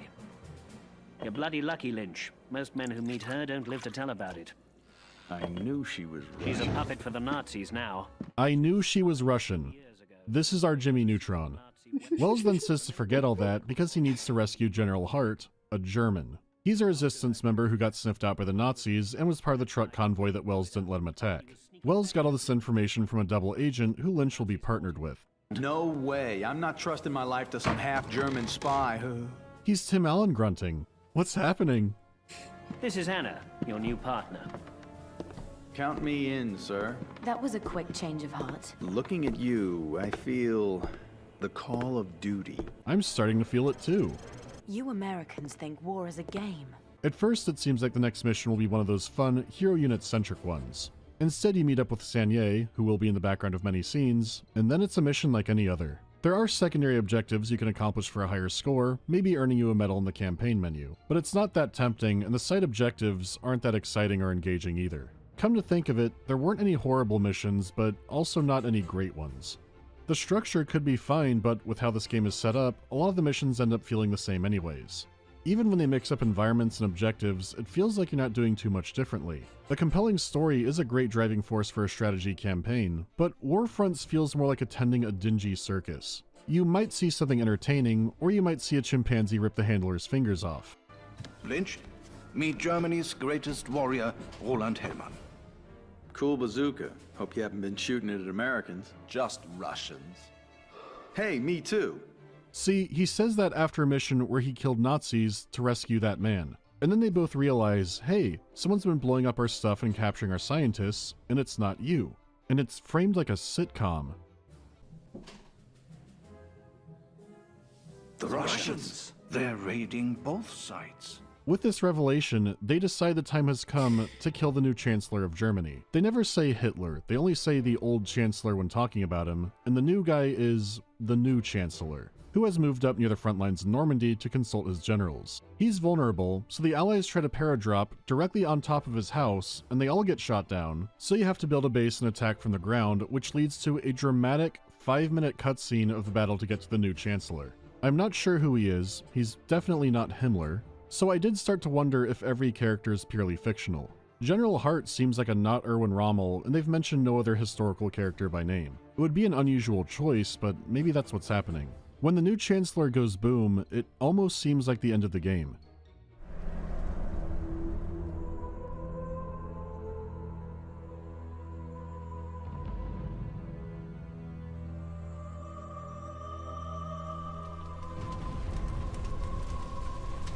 Well, that's pretty dramatic. Holy. Hellman and Hart returned home to kill every last Nazi in Germany.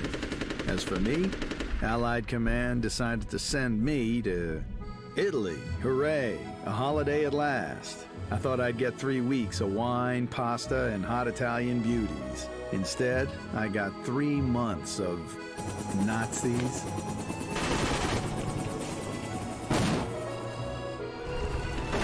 Nazis.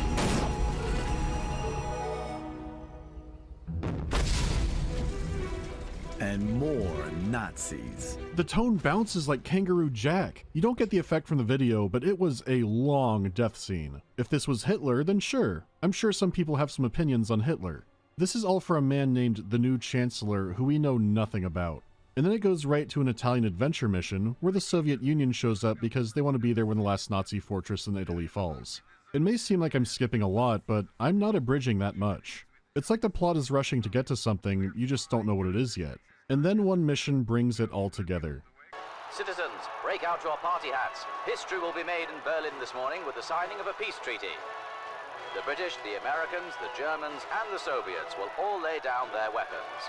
Just like that, the Nazi government is over. It is nice that this transfer of power came with no hard feelings. I never thought I'd see a World War II with participation trophies, but here we are. We all fought good, and for the next mission, you just have to attend a Red Army party. This is not the way to accept a comrade's invitation. We're not comrades. Probably not, but it would have been more interesting to have some vodka before telling it to you. Telling me what? Nadia's message. This fucking game. All-out war. Stalin against the world. Looks like the death of the Chancellor served him better than us, killing his only rival in madness. We just made a hell of an opportunity for him. This is not an exaggeration. Stalin has declared war against the entire planet. Wait, Stalin, the actual dude? Why are we calling the Chancellor still? We won't drop a new name, but we will drop Stalin trying to fight the entire planet. We didn't miss the turning point that changed history. This is the turning point. An incredibly vague scenario that causes Germany and the Allies to team up against the Soviet Union. I was going to say that the campaign felt like playing General Patton's wet dream, but that doesn't feel entirely comprehensive. There were a lot of powers inside the Allies and Germany that hoped for something like this, but they almost all revolved around Hitler being dead since the Allies wouldn't negotiate with him anymore, which is what makes the second Chancellor situation so strange. The death of Hitler, especially by assassination, could have sparked a German civil war. Here it already happened at some point by somebody, and the Germans ended up stronger for it. And if you are going to go for a campy tone, killing Hitler surrounded by sci-fi weapons seems more appropriate. The story ends up feeling undercooked in a way Command & Conquer games don't. It's really something realizing the box spread isn't a big Wolfenstein battle, it's Germans teamed up with America to counterattack Russians. Credit where it's due, you do not see this kind of scenario as the main storyline for many strategy games, and the box did spell it out actually. It's that the whole thing won't stick with the tone. I'm not saying a story has to feel the same the whole way through, but it feels like watching Nazis at the center of the earth where sometimes the writer wants you to think it's plausible. Other games like this have pulled that off, at least for a while. It's just the writing here is so direct and stilted that you don't know what to feel hearing it. Lynch is not suave, and he's also not funny in a dumb Johnny Bravo way. He mainly goes, "I love the babes, baby," followed by, "I hate the bad guys." The best way I can put it is imagine the movie The Mummy. The script is run through Google Translate a few times, and O'Connell is played by William Hurt. I want the pilot from that missing carry-all delivered to me personally. Someone is going to pay for that waste. It just doesn't go together. There are funny parts, even if they're unintentional, but above anything else, it feels like having a high fever on the couch while the History Channel plays. You think you're dozing off and then, is that the Americans and Germans driving the Soviets out of Poland? Is this happening? Am I awake? It's not fun enough if you like pulp and camp, and too much nonsense if you're interested in history. There's not any characters to care about. You only keep going to see just how weird the scenario is going to get. And in Poland, you learn the Soviets have been kidnapping German and Allied scientists. Also, Nadia is there again. What's so funny, babe? War.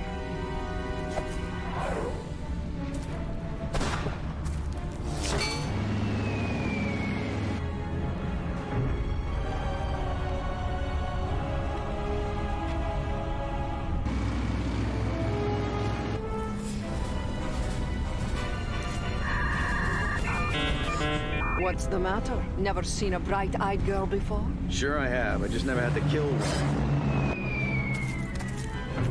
My eyes! How about a blind date, baby? Okay, I admit her eyes searing from that flash, and him still hitting on her in the tone you'd ask for a stapler with, is kind of great. I can't shoot a babe in the back. Not even a ruthless Russian babe. Unless it's with my grenade launcher. I'll tear his head off tonight. Don't be silly, Alexei. This war would be so much boring without him. But Lynch discovered your injury. That handsome American has no idea where I got it. And it must stay that way. Oh, maybe the Soviet Union has the bomb first. Nadia's eyes were damaged in the flash during the test. That would explain why Stalin feels like he can take on the planet. At least until the next mission reveals all the captured scientists were kept on a zombie drug which made them do whatever the Soviets wanted, and they invented all the cool new Soviet vehicles, and the freeze tank and freeze bomb are how Nadia got injured. But when the scientists were off the zombie shift, they invented the anti-freeze bomb device, which is the Gungan shield generator. None of this matters that much because the Americans still invent the atomic bomb first anyways. Before it's even deployed, it turns out the Soviet Union cannot fight the entire planet at once and are already being pushed back. By this point, the Allies and Germans are now best friends. A secret American super weapon. What's it like? If I told you, I'd have to shoot you, Hellman. It's top secret. I've done that and it's an actual trip. I'm assuming you meant about dozing off to fucking the History Channel. Such a sense of duty. You must have German ancestors. Don't put your money on that.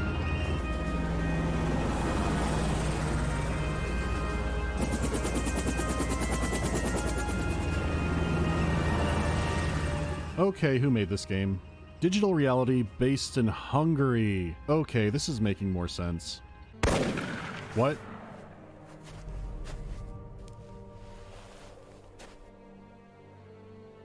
Why? Wells. That damn woman's a pro. Oh, Nadia killed Wells. Okay. It's very last second to give Wells some kind of personal stake in the final mission.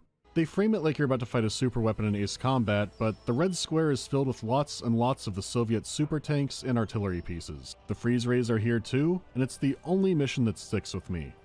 It's still not great, but Moscow is a giant city map. It's the only big city map in Warfront.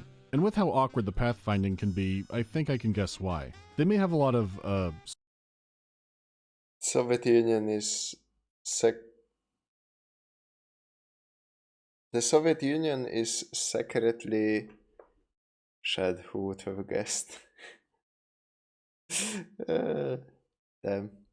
No way! They were the bad guys all along! No way! That's a twist. Super units stacked against you, but a campaign mechanic I didn't mention was core units. Basically, as the campaign goes on, you can choose a few units to bring to the next mission. They keep all their promotions, and by this mission, you're likely starting out with a well-oiled tank column.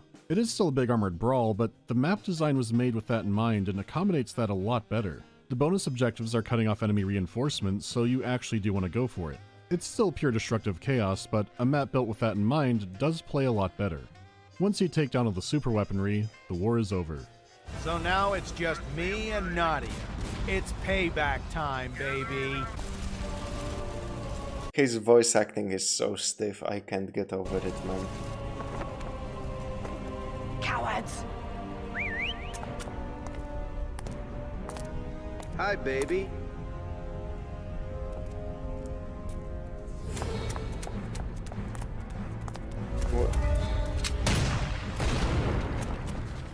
This chase goes on a while. She tries to mind control him with some kind of Kool-Aid jammer, and it's all very anticlimactic.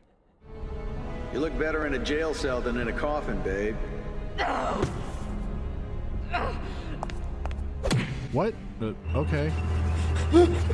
Okay.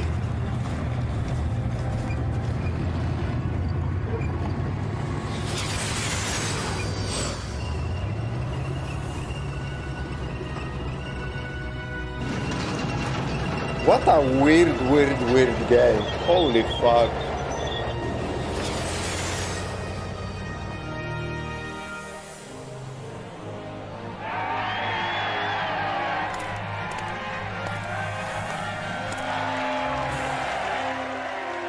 The evil Stalin is defeated, Lynch gets GF, and there's still the German campaign. Well, Hellman does seem like a more serious character, and he does have a triple Panzerfaust. Plus, the first mission is the taking of London, which means you might fight the Allied roster for more of the game. Or two. 2 missions to fight the Allies. He's then secretly recruited into the German resistance by Hart and sent to the Eastern Front. The resistance offers everything. A noble cause, a clear enemy,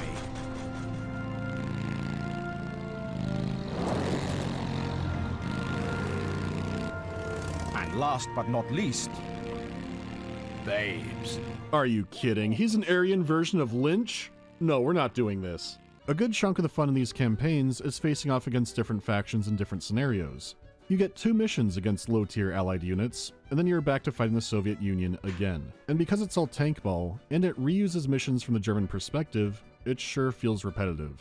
They do try to mix up the reused levels a bit, like the Take Down the Chancellor one. You can now convince Nazis to throw down their arms and join the resistance. And you do this by wounding them. But remember the time to kill? We are fighting for the same cause now! They turn to your side for a millisecond, and then fucking explode. Down with the Chancellor! Ah! It's so clear these remix objectives were not fully thought out, but there are still plenty of cutscenes. You get an alternate, long version of the cutscene where the Chancellor dies. Every main beat in the game is now from their perspective, and nothing is reused here, which is really impressive, but the game itself is not the same way. You do get some new insights, like most sci-fi weaponry was invented by a holdout of Nazis somewhere, but you learn precious little about the setting because after London, it's a 3-year time skip. Why is there a military German resistance when, in this timeline, they're winning the war? It's never said if they're committing atrocities or what's happening, only a single line that the new Chancellor is even worse. Kinda, but how? yeah. Even the final mission is Not completely explained identical, and it very becomes well. clear that there was no time or budget for a Soviet campaign. The original missions are fun enough, but it does make the alternate scenes for everything a mystery. On the gameplay end, it's clear they barely got 2 campaigns together. On the story end, once you've played one, you don't have much reason to play the other. Hellman also gets a rival introduced, also in a Metal Gear-like cutscene, but he's shooting at nothing here and doesn't actually meet Hellman until the final mission. A mech fight is always welcome, but it's not worth that many hours to see this one. It wobbles around like a drunk puppet until he blows it up. Ready, aim.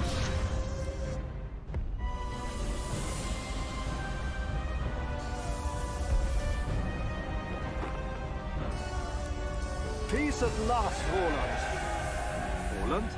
They play a very similar ending. Now Hellman gets the GF, game over. And sure, if I wanted to play compelling alternate World War II stories, I could play a bunch of Hearts of Iron mods. But if you do that too long, you might end up wearing Hugo Boss or Violet Vixen by the end of the year, and frankly, those are both a little pricey for me. The campaign's tone is all over the place, and the missions are bog standard, but I would say this game is still alright. Again, if it had gotten follow-up support, it could have really shined in multiplayer and skirmish. As is, I can't recommend it because it's already a pain to set up, and there are tons of strategy games to play over this one. It still has good merits and neat ideas inside of it, but you're mainly coming to this for the setting, which it half delivers on, and the gameplay isn't great enough to make up for that. It's still an interesting, if forgotten, strategy game, and I have plenty of others like it in the Best Buy collection. But next time will not be one of these, and I'll see you then. Jetpacks ready. Engaging target. Please tell me the next video is Oni. Would I rather deal with a necromorph outbreak or the beast? He gave me. Let's see what's the post-credits scene. She is beautiful, isn't she? She'll be big hands by nightfall.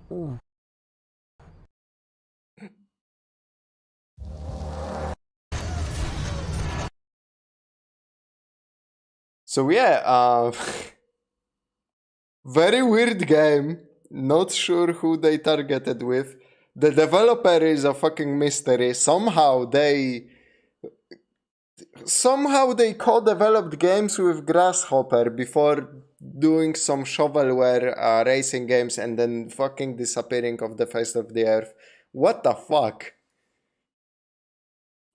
Man, the 2000s were wild with like no-name developers coming out of the woodwork doing stuff like this that is kinda quality and then not catching on at all. Holy. And yeah, that's everything for today, guys. I got through first of all, let me thank the good people watching this later on YouTube, and I will see you as always in the next one. And for people who are hanging out in the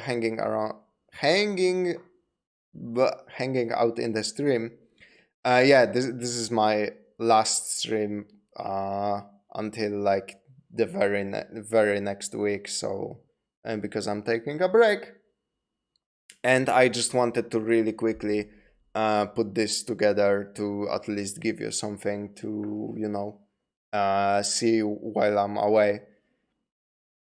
And yeah,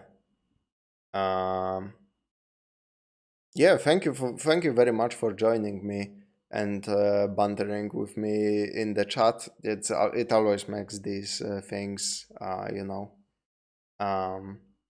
way more interesting to do, in my opinion. And I will see you guys in a week. I do have videos planned, but those are just like re-uploads from the streams with just higher quality. So if you've been here for all of the streams, I suppose like nothing new in store, sadly. But when I come back in a week, we're going, you know, full throttle back into streaming, playing Mechanicus and doing other reactions. So yeah, until then, friends, keep yourselves safe out there, and I will, as always, see you in the